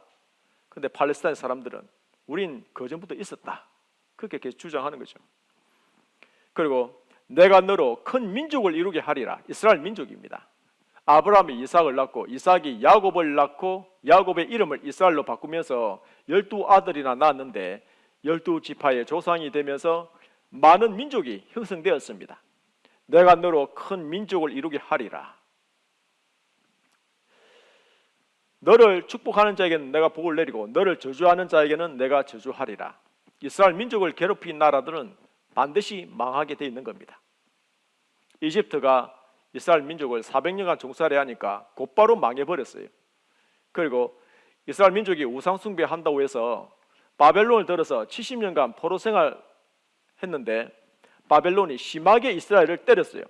그랬더니 바벨론이 100년도 못 가서 곧바로 그냥 망해버린 겁니다. 페르시아가 망했어요. 그리고 로마가 이스라엘 민족을 또 괴롭히니까 로마가 곧바로 망했습니다. 그 2차 대전 때는 독일의 히틀러가 유대인들을 600만 명이나 학살하니까 독일이 갑자기 패망했습니다. 자, 그래서 이스라엘 민족을 괴롭히면 하나님께서는 반드시 갚아주신다는 겁니다. 그러면 반대로 이스라엘 민족을 도와서 복을 받은 나라는 누구냐면 미국이죠. 2차 세계대전 때에 유럽에서 유대인들 다 잡아 죽일 때에 그때 머리 좋은 유대인들을 미국이 빼돌렸거든요. 망명시켰습니다. 그래서 유대인들 많이 도와줬기 때문에 미국이 2차 세계대전 이후에 엄청나게 강한 나라로 급부상하게 되는 겁니다. 하나님은 이스라엘 민족을 도와주면 그 나라를 복받게 해주신다는 이 약속의 말씀대로 행하시는 거죠. 지금도 보면은 중동 지방에 1차, 2차, 3차, 4차 전쟁이 있고 걸프전이 있었고 지금 하마스의 전쟁, 그리고 레바논과의 전쟁, 그리고 이스라엘이 이란과의 전쟁을 지금 할까 말까 지금 그러고 있잖아요. 그런데 실제로 전쟁을 하면 누가 이기느냐? 이스라엘이 이기게 돼 있습니다. 배후에 하나님이 싸워주시기 때문에 그런 거거든요. 네타냐후가 무슨 백으로 저렇게 엄청나게 큰 그런 나라들과 겁없이 싸우고 있을까요? 미국이 뒤에서 도와주고 있고 또 하나님이 배후에 싸워주신 것이 있기 때문에 그렇습니다. 그래서 지금은 이스라엘이 본격적으로 회복되고 있기 때문에 어느 나라도 이스라엘과 싸워서 이길 수 있는 것은 아니에요. 성경을 보면 알 수 있습니다. 그래서 지금은 전 세계 유대인들이 미국에 600만 명, 그리고 이스라엘 땅에 940만 정도가 모여 있습니다. 그 나머지에 또 한 뭐 500만이나 정도 있을까요? 자, 그래서 전 세계 합치면 약 1,800만에서 2,000만 정도밖에 안 되는 그 유대인들이 전 세계의 정치 경제를 휘어잡고 있습니다. 전 세계는 유대인들의 힘에 의해서 굴러가고 있거든요. 자, 그래서 우리는 유대인 이스라엘 민족의 역사를 배워야 됩니다. 창세기 12장부터 요한계시록까지는 이스라엘 민족을 중심으로 한 세계 역사를 다루고 있기 때문에 4,000년간의 이 역사는 이스라엘 민족을 중심으로 해서 그 배후에 그 주변에 있는 나라들과의 관계를 지금 설명하고 있기 때문에요. 이스라엘을 아셔야 됩니다. 그래서 내일은 이스라엘 민족의 역사에 대해서 중요한 부분을 요약해서 말씀드릴 테니까요. 내일 오셔야 되겠습니까? 안 오셔야 되겠습니까? 오셔야 되겠죠? 예, 연속극은 계속 이어서 들으셔야 되는 것처럼 내일 수요일이라고 해서 내가 다니는 교회가 원래 있는데 나는 본교회 가겠다 그렇게 생각하지 마시고 하나님이 왜 너 본교회 가야 되지 왜 이 서부교회 왔느냐라고 따지지 아니하십니다. 그러니까 계속 이어서 저녁에 와서 3일차 말씀을 잘 들어주시기를 부탁을 드리겠습니다. 기도하시겠습니다. 주님 감사드립니다. 오늘도 믿을 수 있는 많은 증거를 주신 것을 감사드립니다. 이 광활한 대우주에서 유일하게 생명체 지구를 창조하신 주님, 사람으로 거하게 지으신 그 하나님의 은혜에 참으로 감사드리고 또 에덴 동산, 노아 홍수, 바벨탑 그 모든 내용들도 성경이 사실인 것을 확인을 하였습니다. 계속 전해지는 말씀 가운데에 주님께서 함께 하시고 도와주셔서 여기 계신 모든 분들이 하나님이 살아계신 것을 분명히 알고 그 영혼이 구원을 받을 수 있도록 축복해 주시기를 간절히 원합니다. 돌아가신 발걸음 안전하게 인도해 주시기 원하오며 우리를 사랑하시는 예수님 이름으로 기도하였습니다. 아멘.